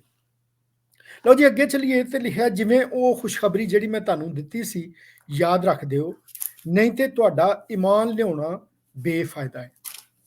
ਹਾਂਜੀ ਬ੍ਰਦਰ ਜੀ, ਇੱਥੇ ਇਸ ਖੁਸ਼ਖਬਰੀ ਨੂੰ ਅਸੀਂ ਬੜੀ ਤਫਸੀਲ ਨਾਲ ਗੱਲ ਕਰਨ ਡਏ ਹਾਂ। ਪੌਲੁਸ ਰਸੂਲ ਜਿਹੜਾ ਉਹ ਈਮਾਨ ਦੇ ਨਾਲ ਜੋੜਦਾ, ਠੀਕ ਹੈ। ਯਾਨੀ ਜਿਹੜੀ ਆਇਤ ਮੈਂ ਪੜ੍ਹੀ ਹੈ, ਮੇਰੇ ਖਿਆਲ ਦੂਸਰੀ ਆਇਤ ਦੇ ਐਂਡ 'ਚ ਹੀ ਹੈ ਕਿ ਖੁਸ਼ਖਬਰੀ ਜਿਹੜੀ ਮੈਂ ਤੁਹਾਨੂੰ ਦਿੱਤੀ ਸੀ ਯਾਦ ਰੱਖ ਦਿਓ, ਨਹੀਂ ਤੇ ਤੁਹਾਡਾ ਈਮਾਨ ਲਿਆਉਣਾ ਬੇਫਾਇਦਾ। ਯਾਨੀ ਇਹ ਜਿਹੜੀ ਕੁਰਬਾਨੀ ਹੈ ਜਾਂ ਜਿਹੜੀ ਉਹਦਾ ਸਲੀਬ ਤੇ ਦਿੱਤਾ ਜਾਣਾ, ਉਹਦਾ ਜੀ ਉੱਠਣਾ ਜਿਹੜਾ, ਇਹਦਾ ਸਾਡੇ ਈਮਾਨ ਨਾਲ ਵੀ ਤਲਕ ਹੈ। ਹਾਂਜੀ, ਤਾਂ ਬ੍ਰਦਰ ਜੀ ਸਾਨੂੰ ਜ਼ਰਾ ਦੱਸੋ ਕਿ ਇਹਦਾ ਸਾਡੇ ਈਮਾਨ ਨਾਲ ਕੀ ਤਲਕ ਹੈ, ਜਦੋਂ ਅਸੀਂ ਜਿਸ ਤਰ੍ਹਾਂ ਪੌਲੁਸ ਕਹਿਣ ਡਿਆ ਕਿ ਤੁਹਾਡਾ ਈਮਾਨ ਲਿਆਉਣਾ ਬੇਫਾਇਦਾ ਜੇ ਖੁਸ਼ਖਬਰੀ ਨੂੰ ਯਾਦ ਨਹੀਂ ਰੱਖਦੇ ਤੇ। ਜੀ ਬਸ ਜਿਸ ਤਰ੍ਹਾਂ ਅਸੀਂ ਪਹਿਲਾਂ ਵੀ ਗੱਲ ਕੀਤੀ ਕਿ ਜਦੋਂ ਅਸੀਂ ਈਮਾਨ ਲਿਆਉਂਦੇ ਹਾਂ, ਜਦੋਂ ਅਸੀਂ ਵਿਸ਼ਵਾਸ ਕਰਦੇ ਹਾਂ ਪ੍ਰਭੂ ਯਿਸੂ ਮਸੀਹ ਦੇ ਜਨਮ ਦੇ ਬਾਰੇ, ਉਹਦੀ ਮਿਨਿਸਟਰੀ ਦੇ ਬਾਰੇ, ਉਹਦੇ ਕਰੂਸੀਫਿਕੇਸ਼ਨ ਦੇ ਬਾਰੇ, ਉਹਦੇ ਬਰੀਅਲ ਦੇ ਬਾਰੇ, ਉਹਦੇ ਜੀ ਉੱਠਣ ਦੇ ਬਾਰੇ, ਉਹਦੇ ਅਸਮਾਨ ਦੇ ਤਾਂ ਚੜ੍ਹਨ ਦੇ ਬਾਰੇ, ਜਦੋਂ ਅਸੀਂ ਇਹਦੇ ਬਾਰੇ ਸਾਰਾ ਕੁਝ ਦੇਖਦੇ ਹੈਗੇ ਆ ਤੇ ਅਸੀਂ ਇਹ ਚੀਜ਼ਾਂ ਦੇ ਉੱਤੇ ਕੀ ਕਰਦੇ ਹਾਂ, ਵਿਸ਼ਵਾਸ ਕਰਦੇ ਹਾਂ। ਸਹੀ। ਤੇ ਵਿਸ਼ਵਾਸ ਜਿਹੜਾ ਹੈ, ਜਿਹੜੀ ਚੀਜ਼ਾਂ ਅਸੀਂ ਦੇਖੀਆਂ ਨਹੀਂ ਆ, ਅਣਦੇਖੀਆਂ ਹੋਈਆਂ ਚੀਜ਼ਾਂ ਦੇ ਉੱਤੇ ਜਦੋਂ ਅਸੀਂ ਵਿਸ਼ਵਾਸ ਕਰਦੇ ਹਾਂ, ਉਹ ਹੀ ਸਾਡਾ ਬਲੀਵ ਹੈਗਾ। ਇਹ ਮੈਨੂੰ ਯਾਦ ਆ ਰਿਹਾ ਹੈ ਜਦੋਂ ਪ੍ਰਭੂ ਯਿਸੂ ਮਸੀਹ ਜੀ ਉੱਠ ਕੇ ਉਹਨਾਂ ਨੇ ਚੇਲਿਆਂ ਨੂੰ ਦਰਸ਼ਨ ਦਿੱਤੇ ਤੇ ਉਦੋਂ ਥੋਮਸ ਜਿਹੜਾ ਸੀ ਇੱਕ ਚੇਲਾ, ਉਹ ਉਹਨਾਂ ਦੇ ਨਾਲ ਨਹੀਂ ਸੀ। ਹਾਂਜੀ। ਤੇ ਉਹ ਕਹਿੰਦਾ ਕਿ ਮੈਂ ਜਿੰਨੇ ਦੇਰ ਤੱਕ ਪ੍ਰਭੂ ਯਿਸੂ ਮਸੀਹ ਦੇ ਜਿੱਥੇ ਨੇਲ ਲੱਗੇ ਸੀ ਉੱਥੇ ਹੱਥ ਪਾ ਕੇ ਨਹੀਂ ਦੇਖ ਲੈਂਦਾ ਨਾ, ਆਪਣੀ ਉਂਗਲ ਪਾ ਕੇ ਨਹੀਂ ਦੇਖ ਲੈਂਦਾ, ਉਹਨੇ ਦੇਰ ਤੱਕ ਮੈਂ ਵਿਸ਼ਵਾਸ ਨਹੀਂ ਕਰਾਂਗਾ। ਸਹੀ। ਫਿਰ ਪ੍ਰਭੂ ਯਿਸੂ ਮਸੀਹ ਨੇ ਦਰਸ਼ਨ ਦਿੱਤਾ ਉੱਥੇ, ਫਿਰ ਦੁਬਾਰਾ ਉਹਨੇ ਥੋਮਸ ਨੂੰ ਕਿਹਾ ਕਿ ਹੇ ਥੋਮਸ, ਹੇ ਥੋਮਾ, ਆ ਦੇਖ, ਆਪਣੀ ਉਂਗਲ ਲਿਆ ਤੇ ਪਾ ਕੇ ਦੇਖ। ਕਹਿੰਦਾ ਤੂੰ ਤੇ ਦੇਖ ਕੇ ਵਿਸ਼ਵਾਸ ਕੀਤਾ ਹੈ, ਪਰ ਬਹੁਤ ਸਾਰੇ ਲੋਕ ਨੇ ਜਿਨ੍ਹਾਂ ਨੇ ਮੈਨੂੰ ਵੇਖਿਆ ਨਹੀਂ ਤੇ ਉਹਨਾਂ ਨੇ ਕੀ ਕੀਤਾ ਹੈ, ਵਿਸ਼ਵਾਸ ਕੀਤਾ ਹੈ। ਜੀ ਜੀ। ਤੇ ਇਹ ਵਿਸ਼ਵਾਸ ਜਿਹੜਾ ਹੈ, ਇਹ ਬਲੀਵ ਹੈ ਸਾਡਾ ਕਿ ਪ੍ਰਭੂ ਯਿਸੂ ਮਸੀਹ ਸਾਡੇ ਵਾਸਤੇ ਆਇਆ, ਸਾਡੇ ਵਾਸਤੇ ਉਹਨੇ ਦੁੱਖ ਉਠਾਏ, ਸਾਡੇ ਵਾਸਤੇ ਕਲਵਰੀ ਕਰੂਸ ਦੇ ਉੱਤੇ ਚੜਾਇਆ ਗਿਆ ਔਰ ਉਹ ਜਿਉਂਦਾ ਹੋਇਆ ਔਰ ਉਹ ਅਸਮਾਨ ਤੇ ਚੜ ਗਿਆ। ਉਹ ਫਿਰ ਜਿਹੜਾ ਹੈ ਉਹ ਦੁਬਾਰਾ ਆਏਗਾ ਆਪਣੇ ਲੋਕਾਂ ਨੂੰ ਲੈਣ ਦੇ ਵਾਸਤੇ। ਇਹ ਸਾਡਾ ਵਿਸ਼ਵਾਸ ਹੈ ਔਰ ਇਹ ਸਾਨੂੰ ਕਲਾਮ ਦੇ ਵਿੱਚੋਂ ਵੀ ਸਭ ਕੁਝ ਇਹਦਾ ਫੈਕਟਸ ਜਿਹੜੇ ਨੇ ਉਹ ਮਿਲਦੇ ਨੇ। ਇਹ ਸੁਣੀਆਂ ਜੀ ਸੁਣਾਈਆਂ ਗੱਲਾਂ ਨਹੀਂ ਹੈ ਕਿ ਮਨ ਘੜਤ ਕਹਾਣੀਆਂ ਨੇ ਕਿਸੇ ਨੇ ਲਿਖ ਦਿੱਤੀਆਂ, ਇਸ ਤਰ੍ਹਾਂ ਦੇ ਨਾਲ ਨਹੀਂ ਹੈ। ਬਿਲਕੁਲ ਇਹ ਸਭ ਕੁਝ ਰਿਐਲਿਟੀ ਦੇ ਵਿੱਚ ਇਹ ਸਭ ਕੁਝ ਹੋਇਆ ਹੈ, ਔਰ ਇਹਦੇ ਉੱਤੇ ਅਸੀਂ ਆਪਣਾ ਈਮਾਨ ਰੱਖਦੇ ਹਾਂ ਕਿ ਪ੍ਰਭੂ ਹੀ ਸਾਡਾ ਪਰਮੇਸ਼ਵਰ ਹੈ, ਉਹੀ ਸਾਡਾ ਮਾਸਟਰ ਹੈ, ਉਹੀ ਸਾਨੂੰ ਚਲਾਉਣ ਵਾਲਾ ਸਾਡਾ ਪ੍ਰਭੂ ਹੈ। ਜਦੋਂ ਅਸੀਂ ਉਹਦੇ ਉੱਤੇ ਵਿਸ਼ਵਾਸ ਰੱਖਦੇ ਹਾਂ ਤੇ ਇਹ ਹੀ ਸਾਡਾ ਅਮਾਨ ਹੈਗਾ। ਬਹੁਤ ਅੱਛਾ। ਦੂਜਾ ਮੈਨੂੰ ਯਾਦ ਆਉਣ ਡਿਆ ਸੀ ਬ੍ਰਦਰ ਜੀ, ਤੁਸੀਂ ਗੱਲ ਕਰਨ ਦੇ ਸੋ ਕਿ ਅਸੀਂ ਜਦੋਂ ਆਪਣੇ ਈਮਾਨ ਦਾ ਇਕਰਾਰ ਕਰਨੇ ਆ, ਹਾਂਜੀ ਅਕੀਦਾ ਜਦੋਂ ਬੋਲਨੇ ਆ, ਹਾਂਜੀ ਹਾਂਜੀ, ਤੇ ਉਹਦੇ ਚ ਨਾਂ ਲੈ ਕੇ ਅਸੀਂ ਕਹਿੰਦੇ ਆ ਕਿ ਜਿਹੜਾ ਪੈਂਤੂਸ ਪਿਲਾਤੂਸ ਦੀ ਹਕੂਮਤ ਚ ਉਹਨੇ ਕੀ ਕੀਤਾ, ਦੁੱਖ ਉਠਾਇਆ, ਮਸਲੂਬ ਹੋਇਆ, ਮਰ ਗਿਆ, ਦਫਨ ਹੋਇਆ ਤੇ ਤੀਸਰੇ ਦਿਨ ਮੁਰਦਿਆਂ ਚੋਂ ਜੀ ਉੱਠੇ। ਯਾਨੀ ਸਾਡਾ ਜਿਹੜਾ ਈਮਾਨ ਦਾ ਇਕਰਾਰ ਹੈ, ਅਸਲ 'ਚ ਇਹ ਬਹੁਤ ਵੱਡੀ ਇੱਕ ਚੀਜ਼ ਹੈ ਜਿਹੜੀ ਸਾਡੇ ਈਮਾਨ ਦੇ ਇਕਰਾਰ 'ਚ ਕਿ ਖੁਦਾਵੰਦ ਯਿਸੂ ਮਸੀਹ ਪੈਂਤੂਸ ਪਿਲਾਤੂਸ ਦੇ ਹਕੂਮਤ ਦੇ ਵਿੱਚ ਉਹਦੇ ਤੇ ਯਾਨੀ ਉਹਨੂੰ ਮਸਲੂਬ ਕੀਤਾ ਗਿਆ, ਉਹ ਮਰ ਗਿਆ, ਦਫਨ ਹੋਇਆ, ਤੀਸਰੇ ਦਿਨ ਮੁਰਦਿਆਂ ਚੋਂ ਜੀ ਉੱਠਿਆ। ਸੋ ਇਹ ਸਾਡੇ ਈਮਾਨ ਦਾ ਇੱਕ ਬਹੁਤ ਵੱਡਾ ਹਿੱਸਾ ਹੈ ਕਿ ਖੁਦਾਵੰਦ ਯਿਸੂ ਮਸੀਹ ਜਿਹੜਾ ਉਹ ਮਸਲੂਬ ਹੋਇਆ, ਮਰ ਗਿਆ, ਦਫਨ ਹੋਇਆ ਤੇ ਤੀਸਰੇ ਦਿਨ ਮੁਰਦਿਆਂ ਚੋਂ ਜੀ ਉੱਠਿਆ। ਸਾਡੇ ਈਮਾਨ ਦਾ ਜੇ ਅਗਰ ਇਹ ਹਿੱਸਾ ਨਹੀਂ ਤੇ ਸਾਡਾ ਈਮਾਨ ਲਿਆਉਣਾ ਹੀ ਬੇਫਾਇਦਾ ਹੈ, ਯਾਨੀ ਉਹਦਾ ਫਾਇਦਾ ਹੀ ਕੋਈ ਨਹੀਂ ਜੇ ਅਸੀਂ ਇਸ ਗੱਲ ਤੇ ਈਮਾਨ ਨਹੀਂ ਰੱਖਦੇ ਕਿ ਖੁਦਾਵੰਦ ਯਿਸੂ ਮਸੀਹ ਜਿਹੜਾ ਉਹ ਮਸਲੂਬ ਹੋਇਆ, ਮਰ ਗਿਆ, ਦਫਨ ਹੋਇਆ ਤੇ ਤੀਸਰੇ ਦਿਨ ਮੁਰਦਿਆਂ ਚੋਂ ਜੀ ਉੱਠਿਆ। ਸੋ ਮੇਰੇ ਅਜ਼ੀਜ਼ੋ, ਇਹ ਗੱਲ ਬੜੀ ਅੱਜ ਅਸੀਂ ਸਾਫ਼ ਸੁਣੀਏ ਔਰ ਵੇਖੀਏ ਕਿ ਖੁਦਾਵੰਦ ਯਿਸੂ ਮਸੀਹ ਜਿਹੜਾ ਉਹ ਯਾਨੀ ਜਦੋਂ ਇਸ ਦੁਨੀਆ 'ਚ ਆਇਆ, ਅੱਗੇ ਬ੍ਰਦਰ ਜੀ ਨੇ ਵੀ ਗੱਲ ਕੀਤੀ ਕਿ ਉਹਦਾ ਜਿਹੜਾ ਪੈਦਾ ਹੋਣਾ ਉਹ ਵੀ ਇੱਕ ਮੌਜਜ਼ਾ ਸੀ ਕਿ ਕਦੀ ਇਸ ਤਰ੍ਹਾਂ ਤਾਰੀਖ 'ਚ ਨਹੀਂ ਹੋਇਆ ਕਿ ਕੋਈ ਬੱਚਾ ਜਿਹੜਾ ਉਹ ਬਗੈਰ ਬਾਪ ਦੇ ਪੈਦਾ ਹੋਇਆ। ਇਹ ਇੱਕ ਕਿਹਨੂੰ ਕਹਿੰਦੇ ਨੇ ਕਿ ਇੱਕ ਮੌਜਜ਼ਾ ਸੀ ਕਿ ਉਹ ਬਗੈਰ ਬਾਪ ਦੇ ਉਹ ਮਰੀਮ ਤੋਂ ਪੈਦਾ ਹੋਇਆ। ਫਿਰ ਉਹਦੀ ਮਿਨਿਸਟਰੀ ਦੇ ਬਾਰੇ ਅਸੀਂ ਵੇਖਦੇ ਹਾਂ ਕਿ ਕਿਸ ਤਰ੍ਹਾਂ ਉਹ ਮੁਰਦਿਆਂ ਨੂੰ ਜ਼ਿੰਦਾ ਕਰਦਾ ਰਿਹਾ, ਉਹਦੇ 'ਚ ਜ਼ਿੰਦਗੀ ਸੀ ਔਰ ਉਹ ਮੁਰਦਿਆਂ ਨੂੰ ਵੀ ਜ਼ਿੰਦਾ ਕਰਦਾ ਰਿਹਾ। ਉਹਨੇ ਭੁੱਖਿਆਂ ਨੂੰ ਰੋਟੀ ਵੀ ਖਵਾਈ, ਉਹਨੇ ਜਿਹੜੇ ਬਿਮਾਰ ਸਨ ਉਹਨਾਂ ਦੀ ਬਿਮਾਰੀ ਤੋਂ ਸ਼ਿਫਾ ਵੀ ਦਿੱਤੀ। ਸੋ ਇਹ ਸਾਰੀ ਜਿਹੜੀਆਂ ਗੱਲਾਂ ਨੇ ਇਹ ਸਾਨੂੰ ਇਸ ਗੱਲ ਵੱਲ ਲਿਆਉਂਦੀਆਂ ਨੇ ਕਿ ਸਾਨੂੰ ਇਸ ਗੱਲ ਤੇ ਵੀ ਈਮਾਨ ਰੱਖਣ ਦੀ ਜ਼ਰੂਰਤ ਹੈ ਕਿ ਖੁਦਾਵੰਦ ਯਿਸੂ ਮਸੀਹ ਇਸ ਦੁਨੀਆ ਤੇ ਆਏ, ਉਹਨਾਂ ਦੁੱਖ ਸਿਆ ਤੇ ਸਾਡੇ ਲਈ ਉਹ ਸਲੀਬ ਤੇ ਚੜ ਗਏ ਔਰ ਫਿਰ ਉਹਨਾਂ ਨੂੰ ਦਫਨਾਇਆ ਗਿਆ ਤੇ ਤੀਸਰੇ ਦਿਨ ਮੁਰਦਿਆਂ ਚੋਂ ਜੀ ਉੱਠਿਆ। ਸੋ ਮੇਰੇ ਅਜ਼ੀਜ਼ੋ, ਅਸੀਂ ਆਈਏ ਛੋਟੀ ਜਿਹੀ ਬ੍ਰੇਕ ਲੈਂਦੇ ਹਾਂ ਤੇ ਉਹਦੇ ਬਾਅਦ ਫਿਰ ਅਸੀਂ ਇਸੇ ਹਵਾਲੇ ਤੇ ਜਿਹੜਾ ਅੱਜ ਅਸੀਂ ਪੜ੍ਹਿਆ ਉਹਦੇ ਤੇ ਬਾਤ ਕਰਾਂਗੇ। ਬਹੁਤ ਸ਼ੁਕਰੀਆ, ਥੈਂਕ ਯੂ। ਇਹਨੂੰ ਆਖਦੇ ਆ ਤੇ ਗੱਲਬਾਤ ਸਾਡੀ ਜਾਰੀ ਸੀ ਖੁਦਾਵੰਦ ਯਿਸੂ ਮਸੀਹ ਦੇ ਸਲੀਬ ਦਿੱਤੇ ਜਾਣ ਤੇ ਔਰ ਉਹਦੇ ਦੁਬਾਰਾ ਜੀ ਉੱਠਣ ਤੇ ਔਰ ਫਿਰ ਅਸਮਾਨ ਤੇ ਉਠਾਏ ਜਾਣ ਦੇ ਬਾਰੇ ਤੇ। ਹਾਂਜੀ, ਅੱਗੇ ਚਲੀਏ ਬ੍ਰਦਰ ਜੀ।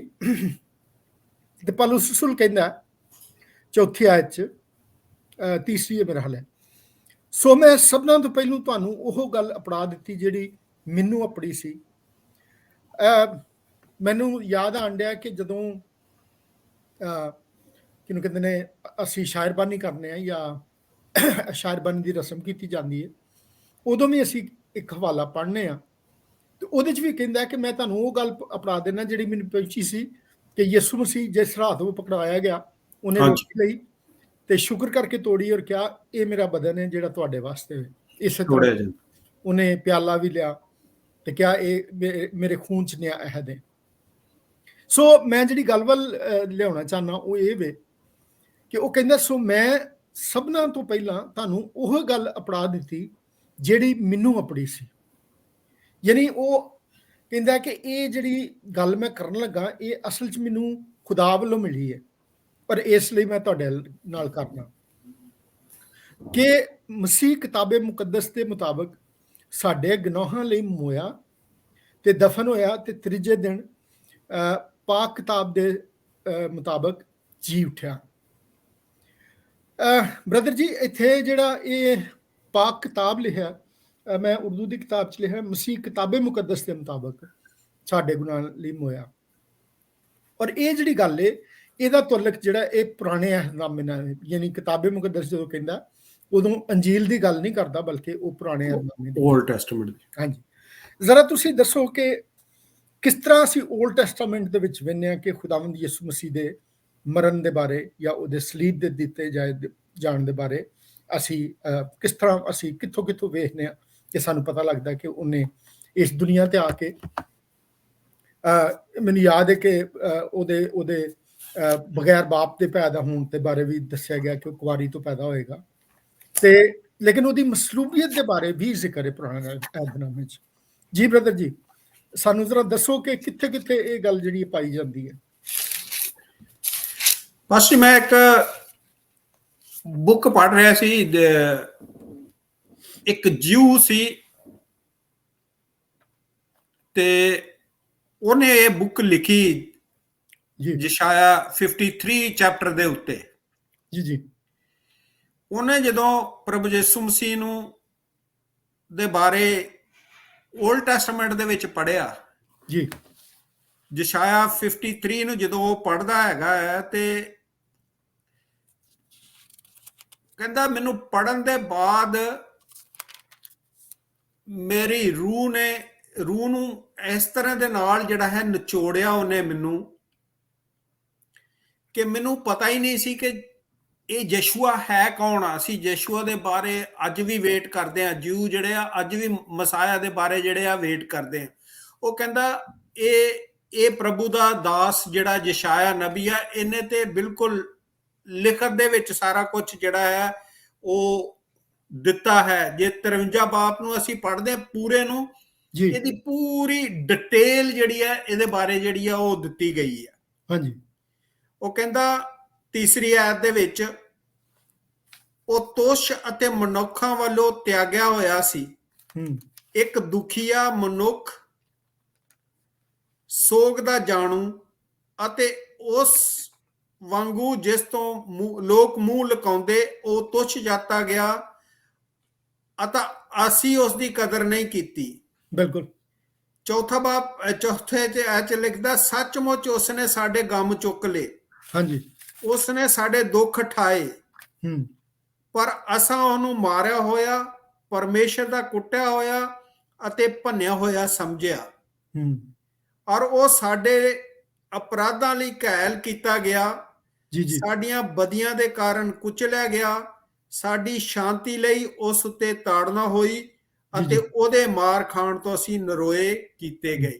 ਇਹ ਜਦੋਂ ਪੂਰਾ ਚੈਪਟਰ ਤੁਸੀਂ ਇਹਨੂੰ ਪੜ੍ਹਦੇ ਹੋ ਤੇ ਇਹਦੇ ਵਿੱਚ ਪੂਰੀ ਡਿਟੇਲ ਦੇ ਵਿੱਚ ਪ੍ਰਭੂ ਯਿਸੂ ਮਸੀਹ ਦੇ ਬਾਰੇ ਲਿਖਿਆ।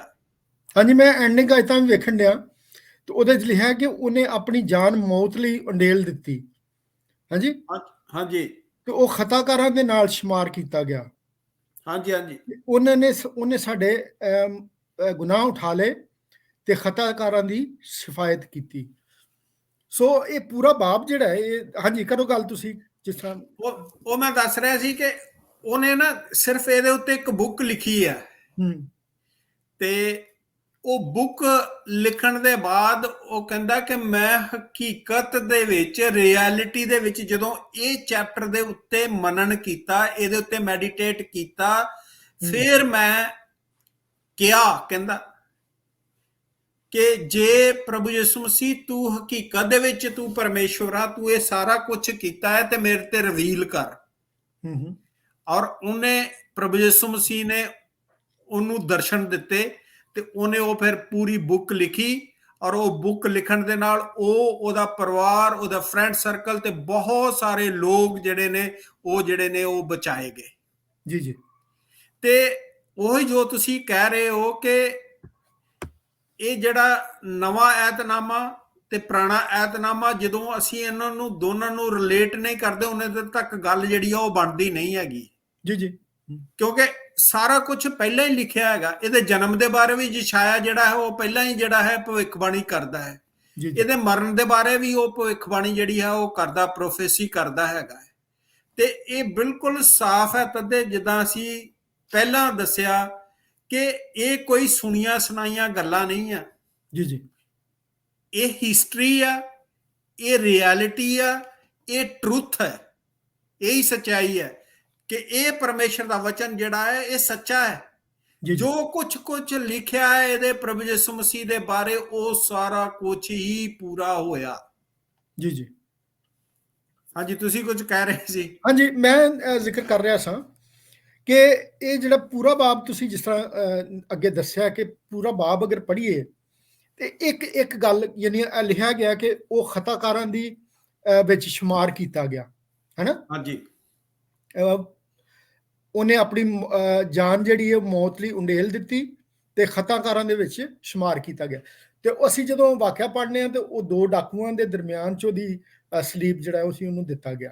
ਹਾਂਜੀ ਠੀਕ ਹੈ, ਯਾਨੀ ਉਹਨਾਂ ਨੇ ਤੇ ਗੁਨਾਹ ਕੀਤਾ ਸੀ, ਦੋਵਾਂ ਨੇ ਗੁਨਾਹ ਹਾਂਜੀ ਕੀਤਾ। ਅਸੀਂ ਉਹਨਾਂ ਦੀ ਤਕਰਾਰ ਵੀ ਸੁਣਨੇ ਆ ਕਿ ਇੱਕ ਕਹਿੰਦਾ ਕਿ ਤੂੰ ਅਗਰ ਖੁਦਾ ਦਾ ਬੇਟਾ ਤਾਂ ਆਪਣੇ ਆਪ ਨੂੰ ਵੀ ਲਾ, ਸਾਨੂੰ ਵੀ ਥੱਲੇ ਲਾ।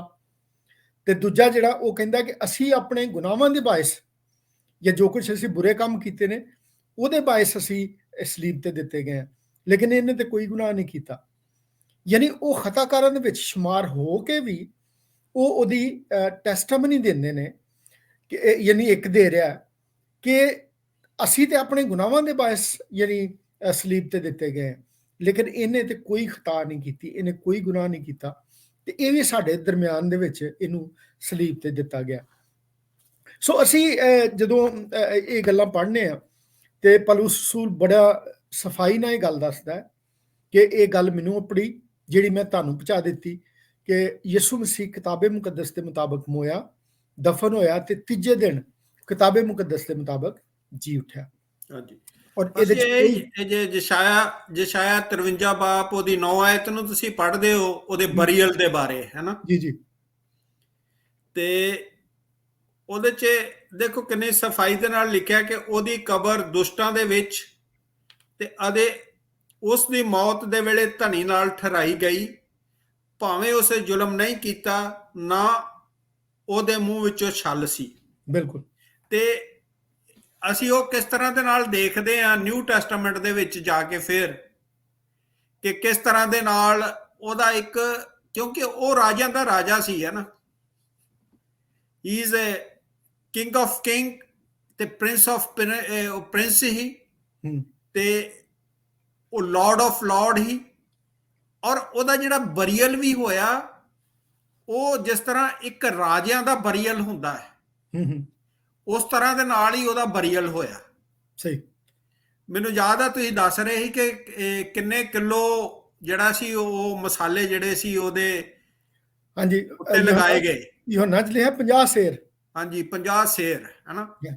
ਔਰ ਉਹ ਜਿਹੜੀ ਕਬਰ ਜਿਹਦੇ ਵਿੱਚ ਅਮੀਰ ਦੀ ਕਬਰ ਹੈਗੀ ਸੀ ਜਿਹਦੇ ਚ ਕੋਈ ਨਹੀਂ ਰੱਖਿਆ ਗਿਆ, ਇਹ ਜਸ਼ਾਇਆ ਨੇ ਪਹਿਲਾਂ ਹੀ ਲਿਖਿਆ ਤੇ ਉਹ ਕਿੱਦਾਂ ਜਾ ਕੇ ਉੱਥੇ ਫੁੱਲਫਿਲ ਹੋਈ। ਬਿਲਕੁਲ ਬਿਲਕੁਲ ਜੀ ਜੀ, ਬਹੁਤ ਅੱਛਾ ਜੀ। ਹਾਂਜੀ, ਅੱਗੇ ਅਸੀਂ ਚੱਲੀਏ ਤੇ ਕਿਹਨੂੰ ਕਹਿੰਦੇ ਨੇ ਪੌਲੁਸ ਜਿਹੜਾ ਉਹ ਇਹ ਵੀ ਗੱਲ ਦੱਸਦਾ ਵੀ ਜਿਹੜੀ ਗੱਲ ਅਸੀਂ ਕਰਨ ਦੇ ਆ ਕਿ ਉਹ ਮੋਇਆ, ਦਫਨ ਹੋਇਆ, ਤੀਜੇ ਦਿਨ ਮੁਰਦਿਆਂ ਚੋਂ ਜੀ ਉੱਠਿਆ, ਤੇ ਇਹ ਸੁਣੀ ਸੁਣਾਈ ਗੱਲ ਨਹੀਂ।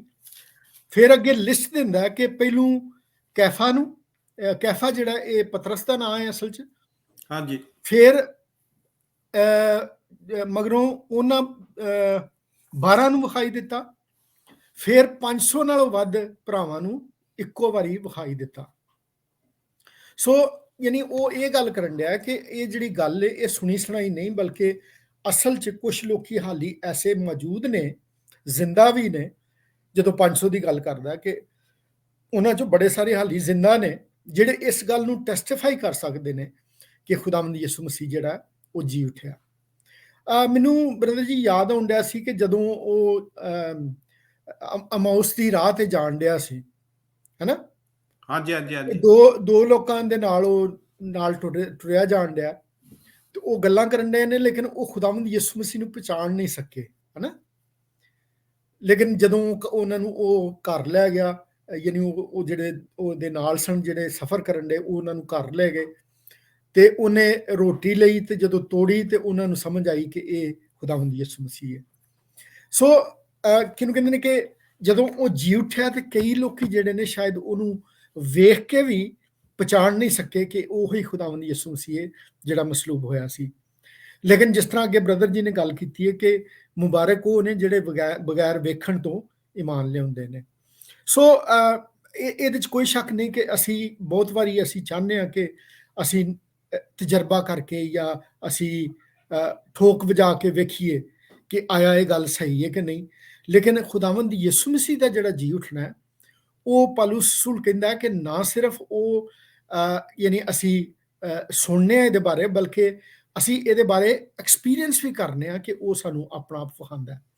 ਮੈਂ ਬਾਅਦ ਚ ਗੱਲ ਕਰਾਂਗਾ ਬ੍ਰਦਰ ਜੀ ਕਿ ਉਹ ਕਹਿੰਦਾ ਕਿ ਜਿਹੜੇ ਅਧੂਰੇ ਦਿਨਾਂ ਦੀ ਪੈਦਾਇਸ਼ ਆ, ਕਿਉਂਕਿ ਅਸੀਂ ਵੀ ਉਸੇ ਕੈਟਾਗਰੀ ਚ ਹੁੰਦੇ ਆ। ਕੀ ਖਿਆਲ ਹੈ? ਹਾਂਜੀ ਹਾਂਜੀ, ਅਸੀਂ ਵੀ ਉਸ ਦੌਰ ਦੇ ਨਹੀਂ ਆ, ਅਸੀਂ ਵੀ ਅਧੂਰੇ ਦਿਨਾਂ ਦੀ ਪੈਦਾਇਸ਼ ਆ, ਲੇਕਿਨ ਸਾਨੂੰ ਵੀ ਖੁਦਾਵੰਦ ਯਿਸੂ ਮਸੀਹ ਨੇ ਆਪਣਾ ਆਪ ਵਿਖਾ ਲਿਆ ਕਿ ਉਹ ਵਾਕਈ ਮੁਰਦਿਆਂ ਚੋਂ ਜੀ ਉੱਠਿਆ। ਜੀ ਉੱਠ। ਸੋ ਬ੍ਰਦਰ ਜੀ, ਕਿਸ ਤਰ੍ਹਾਂ ਅਸੀਂ ਐਕਸਪੀਰੀਅੰਸ ਕਰਨੇ ਆ ਖੁਦਾਵੰਦ ਯਿਸੂ ਮਸੀਹ ਦਾ ਕਿ ਉਹ ਆਪਣਾ ਆਪ ਸਾਨੂੰ ਵਿਖਾਉਂਦਾ ਹੈ? ਇਹ ਕਿਸ ਤਰ੍ਹਾਂ ਐਕਸਪੀਰੀਅੰਸ ਹੁੰਦਾ ਹੈ ਜੀ? ਬਸ ਜਿਸ ਤਰ੍ਹਾਂ ਹੁਣੇ ਤੁਸੀਂ ਦੱਸ ਰਹੇ ਹੋ ਲੂਕਾ ਦੀ ਅੰਜੀਲ ਉਹਦੇ 24 ਬਾਬ ਦੇ ਵਿੱਚ ਆਮੋਸ ਦੇ ਬਾਰੇ, ਉਹਨਾਂ ਦੋ ਸ਼ਾਗਿਰਦਾਂ ਦੇ ਬਾਰੇ ਜਿਹੜੇ ਪ੍ਰਭੂ ਯਿਸੂ ਮਸੀਹ ਦੇ ਨਾਲ ਚੱਲ ਰਹੇ ਸਨ। ਆਮੋਸ ਤੋਂ ਯਰੂਸ਼ਲਮ ਦਾ ਜਿਹੜਾ ਵਾਟ ਸੀ ਉਹ ਕੋਈ 7 ਮੀਲ ਦੀ ਜਿਹੜੀ ਹੈ, ਮੀਲ ਕੇ ਕੋਹ ਕਹਿੰਦੇ ਹੈਗੇ ਜੀ, ਹਾਂਜੀ ਮੀਲ ਉਹ ਸੀ। ਔਰ ਉਹਦੇ ਵਿੱਚ ਪ੍ਰਭੂ ਯਿਸੂ ਮਸੀਹ ਜਿਹੜੇ ਆ ਉਹਨਾਂ ਨਾਲ ਗੱਲਬਾਤ ਕਰਦੇ ਹੈਗੇ ਆ ਜੀ। ਤੇ ਪਹਿਲੀ ਗੱਲ ਉਹਦੇ ਵਿੱਚ ਮੈਂ ਇਹ ਚੀਜ਼ ਦੇਖਦਾ, ਤੇ ਅਸੀਂ ਆਪਣੇ ਜੀਵਨ ਦੇ ਵਿੱਚ ਵੀ ਅਸੀਂ ਦੇਖਦੇ ਹਾਂ ਕਿ ਪ੍ਰਭੂ ਯਿਸੂ ਮਸੀਹ ਜਿਹੜਾ ਹੈ ਉਹ ਇਸ ਜਗਤ ਦੇ ਵਿੱਚ ਜਿਹੜਾ ਹੈ ਉਹ ਆਇਆ ਹੈ ਲੱਭਣ ਦੇ ਵਾਸਤੇ। Jesus came to seek the people, ਹਨਾ, ਜਿਹੜੇ ਲੌਸਟ ਹੋ ਗਏ ਨੇ, ਜਿਹੜੇ ਖੋ ਗਏ ਨੇ, ਉਹਨਾਂ ਨੂੰ ਉਹ ਲੱਭਣ ਲਈ ਆਇਆ। ਜੀ ਜੀ। ਤੇ ਜਿੱਦਾਂ ਆਪਾਂ ਪਹਿਲਾਂ ਵੀ ਗੱਲ ਕੀਤੀ ਇਹਨਾਂ ਦੋਨਾਂ ਸ਼ਾਗਿਰਦਾਂ ਦੀ,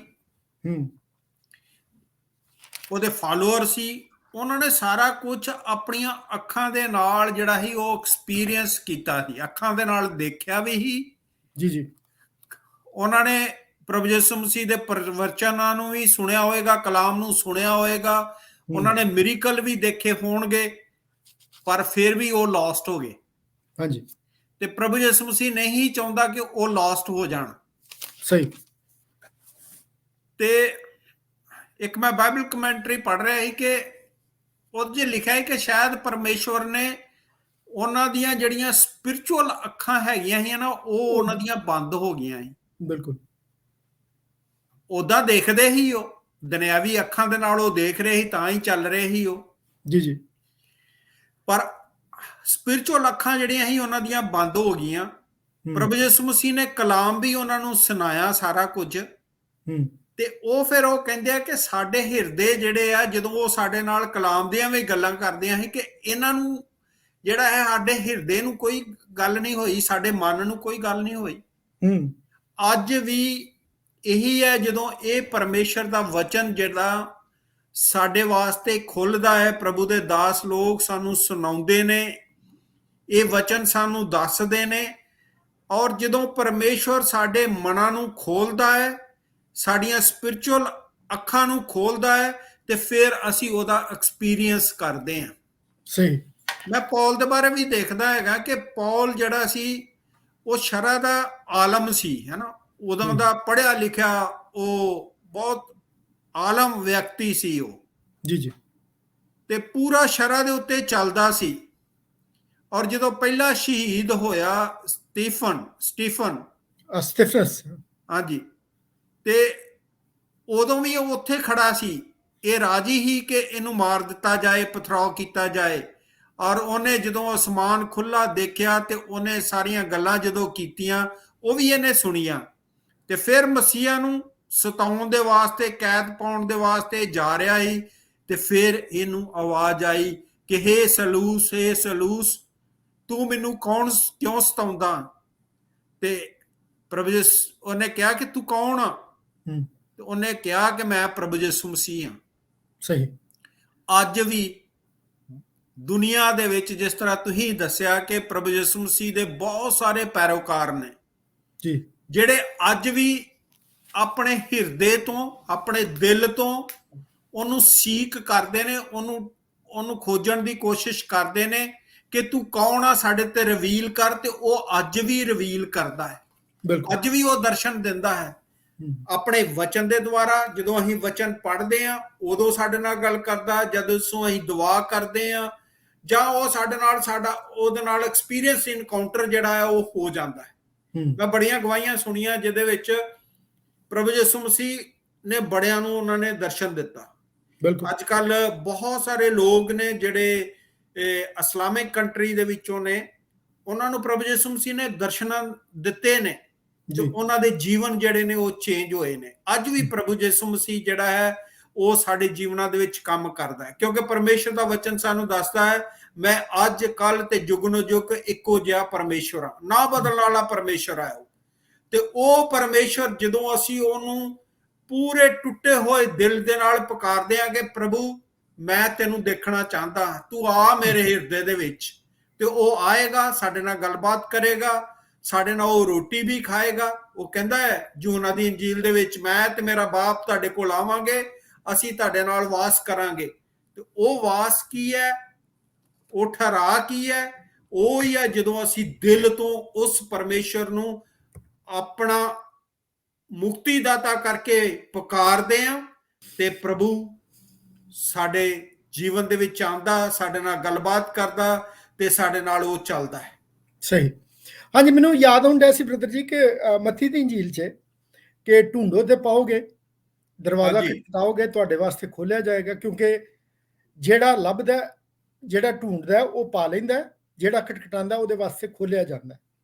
ਸੋ ਜਿਸ ਤਰ੍ਹਾਂ ਤੁਸੀਂ ਜ਼ਿਕਰ ਕੀਤਾ ਹੈ ਕਿ ਜ਼ਰੂਰਤ ਇਸ ਗੱਲ ਦੀ ਹੈ ਕਿ ਅਸੀਂ ਪੂਰੇ ਦਿਲ ਦੇ ਨਾਲ, ਯਾਨੀ ਅਗਰ ਅਸੀਂ ਉਹਦਾ ਦਰਸ਼ਨ ਪਾਉਣਾ ਚਾਹੁੰਦੇ ਹਾਂ ਜਾਂ ਉਹਨੂੰ ਵੇਖਣਾ ਚਾਹੁੰਦੇ ਹਾਂ, ਤੇ ਇਹ ਸਾਡੇ ਤੇ ਡਿਪੈਂਡ ਕਰਦਾ ਕਿ ਅਸੀਂ ਉਹ ਜਿਹੜੀ ਸਾਡੀ ਖਾਹਿਸ਼ ਹੈ ਜਾਂ ਜਿਹੜੀ ਇੱਛਾ ਹੈ ਸਾਡੀ, ਜਿਹੜੀ ਅਸੀਂ ਦਿਲ 'ਚ ਰੱਖੀਏ ਕਿ ਮੈਂ ਵੇਖਣਾ ਚਾਹੁੰਦਾ ਉਹਨੂੰ, ਉਹਦੇ ਲਈ ਜ਼ਰੂਰ ਹੈ ਕਿ ਅਸੀਂ ਆਪਣੇ ਆਪ ਨੂੰ ਤਿਆਰ ਕਰੀਏ ਔਰ ਉਹਨੂੰ ਦਈਏ। ਮੈਨੂੰ ਯਾਦ ਆਉਂਦਾ ਕਿ ਮੁਕਾਸ਼ਫਾ ਦੀ ਕਿਤਾਬ 'ਚ ਲਿਖਿਆ ਕਿ ਮੈਂ ਦਰਵਾਜ਼ੇ ਤੇ ਖਲੋਤਾ, ਤੁਹਾਡਾ ਦਰਵਾਜ਼ਾ, ਦਿਲ ਦਾ ਦਰਵਾਜ਼ਾ ਜਿਹੜਾ ਉਹ ਖਟਖਟਾਉਣਾ ਵਾ, ਜਿਹੜਾ ਖੋਲੇਗਾ ਉਹ ਮੈਂ ਅੰਦਰ ਜਾਵਾਂਗਾ ਔਰ ਉਹਦੇ ਨਾਲ ਬਹਿ ਕੇ ਖਾਣਾ ਖਾਵਾਂਗਾ। ਠੀਕ ਹੈ। ਸੋ ਮੈਂ ਇਹਦੇ ਬਾਰੇ 'ਚ ਪੜ੍ਹਨ ਡਿਆ ਸਾਂ ਕਿ ਜਦੋਂ ਖੁਦਾਵੰਦ ਯਿਸੂ ਨੇ ਇਹ ਕਲਾਮ ਲਿਖਿਆ ਗਿਆ ਤੇ ਬੜੀ ਜ਼ਬਰਦਸਤ ਯਾਨੀ ਰੂਹ, ਕਿਉਂਕਿ ਪਾਕ ਰੂਹ ਦੀ ਜਿਹੜੀ ਕਿਹਨੂੰ ਕਹਿੰਦੇ ਨੇ ਕਿ ਉਹਦੀ ਪਾਕ ਰੂਹ ਦੇ ਮੁਤਾਬਕ ਇਹ ਲਿਖਿਆ ਗਿਆ। ਤੇ ਕਿਸੇ ਨੇ ਕਿਹਾ ਕਿ ਕਿਸੇ ਨੇ ਬੜੀ ਵੱਡੀ ਪਿਕਚਰ ਬਣਾਈ ਕਿ ਖੁਦਾਵੰਦ ਯਿਸੂ ਮਸੀਹ ਦਰਵਾਜ਼ਾ ਖਟਖਟਾਉਣ ਡਿਆ। ਮੈਂ ਲੰਡਨ ਸੀ, ਤੇ ਕਿਸੇ ਨੇ ਪੁੱਛਿਆ ਕਿ ਇਹਦੇ ਬਾਹਰਲੇ ਪਾਸੇ ਤੇ ਕੁੰਡੀ ਕੋਈ ਨਹੀਂ ਹੈ, ਤੇ ਜਿਹੜਾ ਬਣਾਉਣ ਵਾਲਾ ਸੀ ਉਹਨੇ ਕਿਹਾ ਕਿ ਜਿਹੜਾ ਦਿਲ ਦਾ ਦਰਵਾਜ਼ਾ ਹੈ ਉਹ ਬਾਹਰੋਂ ਨਹੀਂ, ਉਹਦੇ ਬਾਹਰ ਕੁੰਡੀ ਨਹੀਂ ਹੁੰਦੀ, ਬਲਕਿ ਉਹਦੇ ਅੰਦਰ ਕੁੰਡੀ ਹੁੰਦੀ ਹੈ, ਅੰਦਰ ਹੁੰਦੀ ਹੈ। ਸੋ ਇਹ ਗੱਲ ਬੜੀ ਜ਼ਰੂਰੀ ਹੈ ਕਿ ਜੇ ਅਸੀਂ ਉਹਦਾ ਦਰਸ਼ਨ ਪਾਉਣਾ ਚਾਹੁੰਦੇ ਹਾਂ, ਜੇ ਅਸੀਂ ਉਹਨੂੰ ਵੇਖਣਾ ਚਾਹੁੰਦੇ ਹਾਂ, ਤੇ ਸਾਨੂੰ ਆਪਣੇ ਦਿਲ ਦਾ ਦਰਵਾਜ਼ਾ ਜਿਹੜਾ ਉਹ ਅੰਦਰੋਂ ਖੋਲਣ ਦੀ ਜ਼ਰੂਰਤ ਹੈ, ਤੇ ਫਿਰ ਅਸੀਂ ਉਹਨੂੰ ਵੇਖ ਸਕਾਂਗੇ। ਸੋ ਮੇਰੇ ਅਜ਼ੀਜ਼ੋ, ਇਹ ਕਿਹਨੂੰ ਕਹਿੰਦੇ ਨੇ, ਇਹਦੇ ਬਾਰੇ 'ਚ ਅਸੀਂ ਗੱਲ ਕਰ ਰਹੇ ਹਾਂ ਕਿ ਅੱਜ ਵੀ ਲੋਕੀ ਜਿਹੜੇ ਨੇ ਉਹ ਐਕਸਪੀਰੀਅੰਸ ਕਰਦੇ ਨੇ ਖੁਦਾਵੰਦ ਯਿਸੂ ਮਸੀਹ ਦਾ, ਔਰ ਅਗਰ ਉਹ ਚਾਹੁੰਦੇ ਨੇ ਕਿ ਵਾਕਈ ਅਸੀਂ ਖੁਦਾਵੰਦ ਯਿਸੂ ਮਸੀਹ ਦਾ ਐਕਸਪੀਰੀਅੰਸ ਕਰੀਏ, ਅਸੀਂ ਉਹਨੂੰ ਵੇਖੀਏ, ਤੇ ਉਹ ਸਾਡੇ ਲਈ ਬਹੁਤ ਕੁਝ ਕਰ ਸਕਦਾ ਹੈ। ਯਾਨੀ ਸਾਡੀ ਸੋਚ ਤੋਂ ਬਾਹਰ, ਸਾਨੂੰ ਸਾਡੇ ਗੁਨਾਹਾਂ ਤੋਂ ਮਾਫੀ ਵੀ ਦੇ ਸਕਦਾ, ਉਹ ਸਾਡੀਆਂ ਬਿਮਾਰੀਆਂ ਨੂੰ ਵੀ ਦੂਰ ਕਰ ਸਕਦਾ। ਅੱਜ ਵੀ ਉਹ ਮੌਜਜ਼ਾਤ ਜਿਹੜੇ ਉਹਨੇ ਜ਼ਮੀਨ ਤੇ ਰਹਿ ਕੇ ਕੀਤੇ, ਉਹ ਅੱਜ ਵੀ ਉਹ ਕਰ ਸਕਦਾ, ਕਿਉਂਕਿ ਲਿਖਿਆ ਕਿ ਅਜ਼ਲ ਤੋਂ ਅਬਦ ਤੱਕ ਕੀ ਹੈ, ਯਕਸਾ, ਉਹਦੇ 'ਚ ਤਬਦੀਲੀ ਨਹੀਂ ਆਉਂਦੀ। ਸੋ ਮੇਰੇ ਅਜ਼ੀਜ਼ੋ, ਅਸੀਂ ਅਗਰ ਇਹ ਐਕਸਪੀਰੀਅੰਸ ਲੈਣਾ ਚਾਹੁੰਦੇ ਹਾਂ, ਅਸੀਂ ਚਾਹੁੰਦੇ ਹਾਂ ਕਿ ਖੁਦਾ ਸਾਨੂੰ ਵਿਖਾਲੀ ਦੇਵੇ, ਤੇ ਅਸੀਂ ਕਿਹਨੂੰ ਕਹਿੰਦੇ ਨੇ ਕਿ ਆਪਣੇ ਆਪ ਨੂੰ ਤਿਆਰ ਕਰੀਏ। ਮੈਂ ਬ੍ਰਦਰ ਜੀ ਪੜ੍ਹ ਰਿਹਾ ਸਾਂ, ਉਹੀ ਗੱਲ ਜਿਹੜੀ ਮੈਂ ਮੁਕਾਸ਼ਫਾ ਦੀ ਦੱਸੀ ਹੈ ਕਿ ਉਹ ਦਰਵਾਜ਼ਾ ਖਟਖਟਾਉਂਦਾ ਕਿਸ ਤਰ੍ਹਾਂ, ਯਾਨੀ ਖੁਦਾਵੰਦ ਯਿਸੂ ਮਸੀਹ ਸਾਡੇ ਦਿਲ ਦੇ ਦਰਵਾਜ਼ੇ ਨੂੰ ਖੜਕਾਉਂਦਾ ਕਿਸ ਤਰ੍ਹਾਂ। ਜਿਸ ਤਰ੍ਹਾਂ ਤੁਸੀਂ ਜ਼ਿਕਰ ਕੀਤਾ ਕਿ ਅਸੀਂ ਜਦੋਂ ਕਲਾਮ ਪੜ੍ਹਨੇ ਆ, ਤੇ ਉਹਦੇ ਵਿੱਚੋਂ ਵੀ ਸਾਡੇ ਦਿਲ ਦੇ ਦਰਵਾਜ਼ੇ ਤੇ ਉਹ ਜਿਹੜੀ ਦਸਤਕ ਇਹ ਹੁੰਦੀ ਹੈ। ਜਦੋਂ ਅਸੀਂ ਕਿਹਨੂੰ ਕਹਿੰਦੇ ਨੇ ਕਿਸੇ ਦੀ ਗਵਾਹੀ ਸੁਣਨੇ ਆ ਜਾਂ ਕਿਸੇ ਦੇ ਬਾਰੇ ਸੁਣਨੇ ਆ, ਉਦੋਂ ਵੀ ਸਾਡੇ ਦਿਲ ਤੇ ਦਸਤਕ ਹੁੰਦੀ ਹੈ। ਜਦੋਂ ਅਸੀਂ ਕਿਸੇ ਖੁਦਾ ਦੇ ਖਾਦਮ ਕੋਲੋਂ, ਉਹਦੇ ਕਿਸੇ ਕੋਲੋਂ ਅਸੀਂ ਕਲਾਮ ਸੁਣਨੇ ਆ, ਉਦੋਂ ਵੀ ਸਾਡੇ ਦਿਲ ਤੇ ਕੀ ਹੁੰਦਾ, ਦਸਤਕ ਹੁੰਦੀ ਹੈ। ਜਦੋਂ ਅਸੀਂ ਐਕਸਪੀਰੀਅੰਸ ਇੱਕ ਲੈਂਦੇ ਆ, ਯਾਨੀ ਅਸੀਂ ਕਿਸੇ ਐਸੇ ਐਕਸਪੀਰੀਅੰਸ ਤੋਂ ਗੁਜ਼ਰਨੇ, ਜਦੋਂ ਅਸੀਂ ਕਿਸੇ ਮੁਸ਼ਕਲ 'ਚ ਹੋਈਏ ਔਰ ਖੁਦਾ ਨੇ ਸਾਨੂੰ ਉਹਦੇ ਤੋਂ ਰਾਹੀ ਬਖਸ਼ੀ ਹੋਵੇ, ਤੇ ਉਦੋਂ ਵੀ ਸਾਡੇ ਦਿਲ ਤੇ ਕੀ ਹੁੰਦਾ, ਦਸਤਕ ਹੁੰਦੀ ਹੈ। ਲੇਕਿਨ ਡਿਪੈਂਡ ਇਹ ਕਰਦਾ ਕਿ ਅਸੀਂ ਕਿੰਨਾ, ਸਾਡੇ ਮਨ ਵਿੱਚ ਕਿੰਨੀ ਕੁ ਇਹ ਇੱਛਾ ਜਾਂ ਇਹ ਖਾਸ਼ ਹੈ ਕਿ ਅਸੀਂ ਖੁਦਾਵੰਦ ਯਿਸੂ ਨੂੰ ਵੇਖੀਏ। ਬ੍ਰਦਰ ਜੀ, ਹੋਰ ਕੋਈ ਇਹਦੇ ਬਾਰੇ 'ਚ ਤੁਸੀਂ ਗੱਲ ਕਰਨਾ ਚਾਹੋ ਤੇ?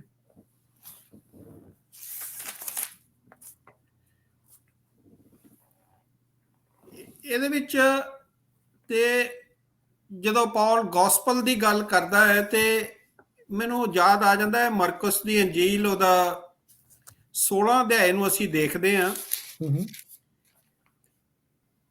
ਤੇ ਉਹਦੀ 15 ਆਇਤ 'ਚ ਲਿਖਿਆ ਹੈ ਕਿ ਜਦੋਂ ਅਸੀਂ ਇਹ ਸੁਸਮਾਚਾਰ ਜਿਹੜਾ ਉਹ ਕਹਿੰਦਾ ਹੈ ਕਿ ਮੈਨੂੰ ਮਿਲਿਆ ਸੀ, ਉਹ ਅੱਗੇ ਮੈਂ ਤੁਹਾਨੂੰ ਦੇ ਦਿੱਤਾ, ਇਹ ਸਾਡੀ ਵੀ ਰਿਸਪੌਂਸਿਬਿਲਿਟੀ ਬਣਦੀ ਹੈ। It is our responsibility to share or to preach the gospel. ਤੇ ਮਾਰਕ ਜਦੋਂ ਉਹਦਾ 16 ਬਾਬ ਉਹਦੀ 15 ਆਇਤ ਨੂੰ ਅਸੀਂ ਪੜ੍ਹਦੇ ਹਾਂ, ਉਹਦੇ 'ਚ ਲਿਖਿਆ, ਉਸਨੇ ਉਹਨਾਂ ਨੂੰ ਆਖਿਆ, ਤੁਸੀਂ ਸਾਰੇ ਜਗਤ ਵਿੱਚ ਜਾ ਕੇ ਸਰਬਤ ਸ੍ਰਿਸ਼ਟੀ ਦੇ ਸਾਹਮਣੇ ਖੁਸ਼ਖਬਰੀ ਦਾ ਪ੍ਰਚਾਰ ਕਰੋ। ਤੇ ਇਹ ਜੇ ਅਸੀਂ ਬਚਾਏ ਗਏ ਹਾਂ, ਜੇ ਸਾਡਾ, ਜਿਸ ਤਰ੍ਹਾਂ ਤੁਸੀਂ ਦੱਸਿਆ ਹੈ ਕਿ ਜਦੋਂ ਉਸ ਪਰਮੇਸ਼ਵਰ ਨੇ ਜਦੋਂ ਸਾਡੇ ਦਿਲ ਦੇ ਵਿੱਚ ਆ ਕੇ ਜਿਹੜਾ ਹੈ ਉਹਨੇ ਖਟਖੜਾਉਣਾ ਚਾਲੂ ਕੀਤਾ, ਜਿੱਦਾਂ ਅਸੀਂ ਕਿਹਾ ਕਿ ਅਸੀਂ ਗਵਾਹੀ ਸੁਣੀ, ਅਸੀਂ ਵਚਨ ਸੁਣਿਆ, ਪਰਮੇਸ਼ਰ ਦੇ ਪ੍ਰਭੂ ਦੇ ਦਾਸਾਂ ਕੋਲੋਂ ਸੁਣਿਆ, ਕਲਾਮ ਪੜ੍ਹਿਆ, ਔਰ ਜੇ ਅਸੀਂ ਬਚ ਗਏ ਹਾਂ ਤੇ ਇਹ ਸਾਡੀ ਡਿਊਟੀ ਬਣਦੀ ਆ ਕਿ ਇਸ ਕਲਾਮ ਨੂੰ, ਇਸ ਗੋਸਪਲ ਨੂੰ ਅਸੀਂ ਦੂਜਿਆਂ ਨੂੰ ਵੀ ਜਾ ਕੇ ਜਿਹੜਾ ਹੈ ਉਹ ਦਸੀਏ ਜੀ। ਮੈਨੂੰ ਫਿਰ ਯਾਦ ਆਉਂਦਾ ਹੈ, ਮੈਨੂੰ ਸੰਤ ਪਲੂਸ ਦਾ ਨਾ ਮੈਨੂੰ ਕਰੈਕਟਰ ਜਿਹੜਾ ਹੈਗਾ ਨਾ, ਉਹ ਮੈਨੂੰ ਬੜਾ ਹੀ ਚੰਗਾ ਲੱਗਦਾ ਹੈ। ਜੀ ਜੀ। ਰੋਮੀਆਂ ਉਹਦਾ 1 ਬਾਬ ਨੂੰ ਅਸੀਂ ਪੜ੍ਹਦੇ ਹਾਂ, ਉਹਦੀ 16 ਆਇਤ ਵਿੱਚ ਫਿਰ ਉਹ ਇਹ ਗੱਲ ਕਰਦਾ ਹੈ, ਬੜੀ ਅੱਛੀ ਤਰ੍ਹਾਂ ਦੇ ਨਾਲ, ਬੜੇ ਸਟਰੋਂਗਲੀ ਉਹ ਗੱਲ ਕਰਦਾ ਹੈ। ਕਹਿੰਦਾ, ਮੈਂ ਤਾਂ ਅੰਜੀਲ ਤੋਂ ਸ਼ਰਮਾਉਂਦਾ ਨਹੀਂ, ਇਸ ਲਈ ਜੋ ਉਹ ਹਰ ਇੱਕ ਨਿਸ਼ਚੈਵਾਨ ਦੀ ਮੁਕਤੀ ਲਈ ਪਰਮੇਸ਼ਵਰ ਦੀ ਸ਼ਕਤੀ ਹੈ, ਪਹਿਲਾਂ ਯਹੂਦੀਆਂ ਤੇ ਫਿਰ ਜਨਾਨੀਆਂ ਦੇ ਲਈ। ਬਿਲਕੁਲ। ਤੇ ਇਹ ਹੈ ਅੰਜੀਲ, ਇਹੀ ਹੈ ਗੋਸਪਲ। ਕਹਿੰਦਾ ਮੈਂ ਇਹ ਤੋਂ ਸ਼ੇਮਡ ਨਹੀਂ ਹੁੰਦਾ, ਕਿਉਂਕਿ ਇਹ ਮੈਨੂੰ ਇੱਕ ਕੀ ਮਿਲਦੀ ਹੈ, ਉਸ ਪਰਮੇਸ਼ਵਰ ਦੇ ਵੱਲੋਂ ਪਾਵਰ ਮਿਲਦੀ ਹੈ। ਉਹ ਪਾਵਰ ਜਿਹੜੀ ਹੈ ਉਹ ਹੋਲੀ ਸਪਿਰਿਟ ਦੇ ਦੁਆਰਾ ਸਾਨੂੰ ਜਿਹੜੀ ਆ ਉਹ ਮਿਲਦੀ ਹੈ। ਜਿਹੜੀ ਚੀਜ਼ ਦੇ ਉੱਤੇ ਅਸੀਂ ਵਿਸ਼ਵਾਸ ਕਰਦੇ ਹਾਂ, ਉਹ ਵਿਸ਼ਵਾਸ, ਉਹ ਆਪਣਾ ਫੇਥ ਜਦੋਂ ਅਸੀਂ ਦੂਸਰਿਆਂ ਨੂੰ ਸ਼ੇਅਰ ਕਰਦੇ ਹਾਂ, ਜਿਹੜੀ ਗੱਲ ਤੁਸੀਂ ਟੈਸਟਮਨੀ ਦੀ ਕਹੀ ਕਿ ਇਹ ਜਦੋਂ ਗੋਸਪਲ ਸਾਡੇ ਜੀਵਨ ਦੇ ਵਿੱਚ ਉਹਨੇ ਕਾਰਿਆ ਕੀਤਾ ਕਿ ਮੈਂ ਪਹਿਲੇ ਬੁਰਾ ਸੀ, ਜੀ ਜੀ, ਆਈ ਵਾਜ਼ ਅ ਈਵਲ ਮੈਨ, ਤੇ ਜਦੋਂ ਪ੍ਰਭੂ ਯਿਸੂ ਮਸੀਹ ਮੇਰੇ ਹਿਰਦੇ ਦੇ ਵਿੱਚ ਆਇਆ, ਹੀ ਵਾਸ਼ਡ ਮੀ, ਉਹਨੇ ਮੈਨੂੰ ਧੋ ਦਿੱਤਾ ਆਪਣੇ ਖੂਨ ਦੇ ਨਾਲ, ਉਹਨੇ ਮੈਨੂੰ ਪਵਿੱਤਰ ਕੀਤਾ ਔਰ ਆਪਣਾ ਉਹਨੇ ਪਾਕਰੂ ਮੈਨੂੰ ਦਿੱਤਾ, ਆਪਣੀ ਉਹਨੇ ਸਮਰਥਾ ਦਿੱਤੀ, ਆਪਣਾ ਉਹ ਪਾਵਰ ਦਿੱਤੀ। ਔਰ ਜਦੋਂ ਉਹ ਪਾਵਰ ਸਾਨੂੰ ਮਿਲੀ ਹੈ ਤੇ ਕਹਿੰਦਾ ਮੈਂ ਇਹ ਅੰਜੀਲ ਤੋਂ ਸ਼ਰਮਾਉਂਦਾ ਨਹੀਂ। ਤੇ ਉਹ ਸ਼ਰਮਾਇਆ ਨਹੀਂ ਹੈ, ਉਹ ਮੌਤ ਤੱਕ ਵਫਾਦਾਰ ਰਿਹਾ। ਬਿਲਕੁਲ। ਔਰ ਉਹ ਪ੍ਰਚਾਰ ਕਰਨ ਦੇ ਵਾਸਤੇ ਹੀ ਰੋਮ ਦੇ ਵਿੱਚ ਗਿਆ। ਤੁਸੀਂ ਦੱਸ ਰਹੇ ਸੀ ਇਹਦੇ ਬਾਰੇ, ਰਾਈਟ? ਤੇ ਕਿਸ ਤਰ੍ਹਾਂ ਦੇ ਨਾਲ ਰੋਮ ਦੇ ਵਿੱਚ ਵੀ ਕੈਦੀ ਹੋ ਕੇ ਉੱਥੇ ਗਿਆ ਤੇ ਫਿਰ ਵੀ ਉੱਥੇ ਉਹਨੇ ਪ੍ਰਚਾਰ ਕੀਤਾ ਟਿਲ ਹਿਜ਼ ਡੈਥ ਤੱਕ। ਬਿਲਕੁਲ। ਤੇ ਇਹ ਵਚਨ, ਜਦੋਂ ਇਹ ਕਲਾਮ, ਇਹ ਅੰਜੀਲ ਜਿਹੜੀ ਹੈ ਸਾਨੂੰ ਮਿਲੀ ਹੈ, ਇਹ ਖੁਸ਼ਖਬਰੀ ਸਾਨੂੰ ਮਿਲੀ ਹੈ, ਤੇ ਵੇਖੋ ਪ੍ਰਭੂ ਯਿਸੂ ਮਸੀਹ ਦੇ ਉਹ ਜਿਹੜੇ 12 ਸ਼ਾਗਿਰਦ ਸਨ, ਇੱਕ ਦੇ ਵਿੱਚੋਂ ਬੇਟਰੇਟ ਕਰ ਗਿਆ, ਉਹਨੂੰ ਧੋਖਾ ਦੇ ਗਿਆ, ਉਹਦੇ ਜਗ੍ਹਾ ਦੇ ਵਿੱਚ ਇੱਕ ਜਣਾ ਹੋਰ ਐਡ ਹੋਇਆ, ਮਥਾਇਸ ਜੀ ਜੀ। ਤੇ ਉਹਨਾਂ ਨੇ ਜਦੋਂ ਇਹ ਵਚਨ ਨੂੰ ਜਿਹੜਾ ਹੈ ਪਹਿਲੀ ਸੈਂਚੁਰੀ ਦੇ ਵਿੱਚ ਫੈਲਾਇਆ ਤੇ ਦੁਨੀਆ ਨੂੰ ਉਥਲ ਪੁਥਲ ਕਰ ਦਿੱਤਾ ਪੂਰੇ ਦਾ ਪੂਰਾ। ਅੱਜ ਵੀ ਪ੍ਰਭੂ ਦੇ ਬੜੇ ਸਾਰੇ ਦਾਸ ਨੇ ਜਿਹੜਾ ਇਹ ਵਚਨ ਲੈ ਕੇ, ਉਹਨਾਂ ਦੇ ਉੱਤੇ ਬੜਾ ਪਰਸੀਕਿਊਸ਼ਨ ਹੋ ਰਿਹਾ ਹੈ, ਪਰ ਉਹ ਇਸ ਅੰਜੀਲ ਤੋਂ ਸ਼ਰਮਾ ਨਹੀਂ ਰਹੇ, ਇਸ ਸੁਸਮਾਚਾਰ ਤੋਂ ਫੈਲਾ ਨਹੀਂ ਰਹੇ, ਆਪਣੀ ਜਾਨ ਦੀ ਪਰਵਾਹ ਨਹੀਂ ਕਰਦੇ, ਔਰ ਇਹ ਵਚਨ ਨੂੰ ਲੈ ਕੇ ਦੂਜਿਆਂ ਤੱਕ ਜਾ ਰਹੇ ਨੇ, ਤਾਂ ਜੋ ਕਿ ਦੂਜਿਆਂ ਦੀਆਂ ਜ਼ਿੰਦਗੀਆਂ ਜਿਹੜੀਆਂ ਨੇ ਉਹ ਕੀ ਹੋ ਜਾਣ, ਬਚ ਜਾਣ, ਉਹ ਪਾਪ ਤੋਂ ਜਿਹੜੇ ਨੇ ਉਹ ਮੁਕਤ ਹੋ ਜਾਣ, ਉਹ ਬੁਰਾਈ ਤੋਂ ਜਿਹੜੇ ਨੇ ਉਹ ਛੁਟਕਾਰਾ ਪਾ ਜਾਣ, ਉਹ ਬਿਮਾਰੀਆਂ ਤੋਂ ਜਿਹੜੇ ਨੇ ਉਹ ਰਿਹਾਈ ਪਾ ਜਾਣ, ਉਹ ਗੁਲਾਮੀ ਤੋਂ ਜਿਹੜਾ ਹੈ ਆਜ਼ਾਦੀ ਦੇ ਵਿੱਚ ਆ ਜਾਣ।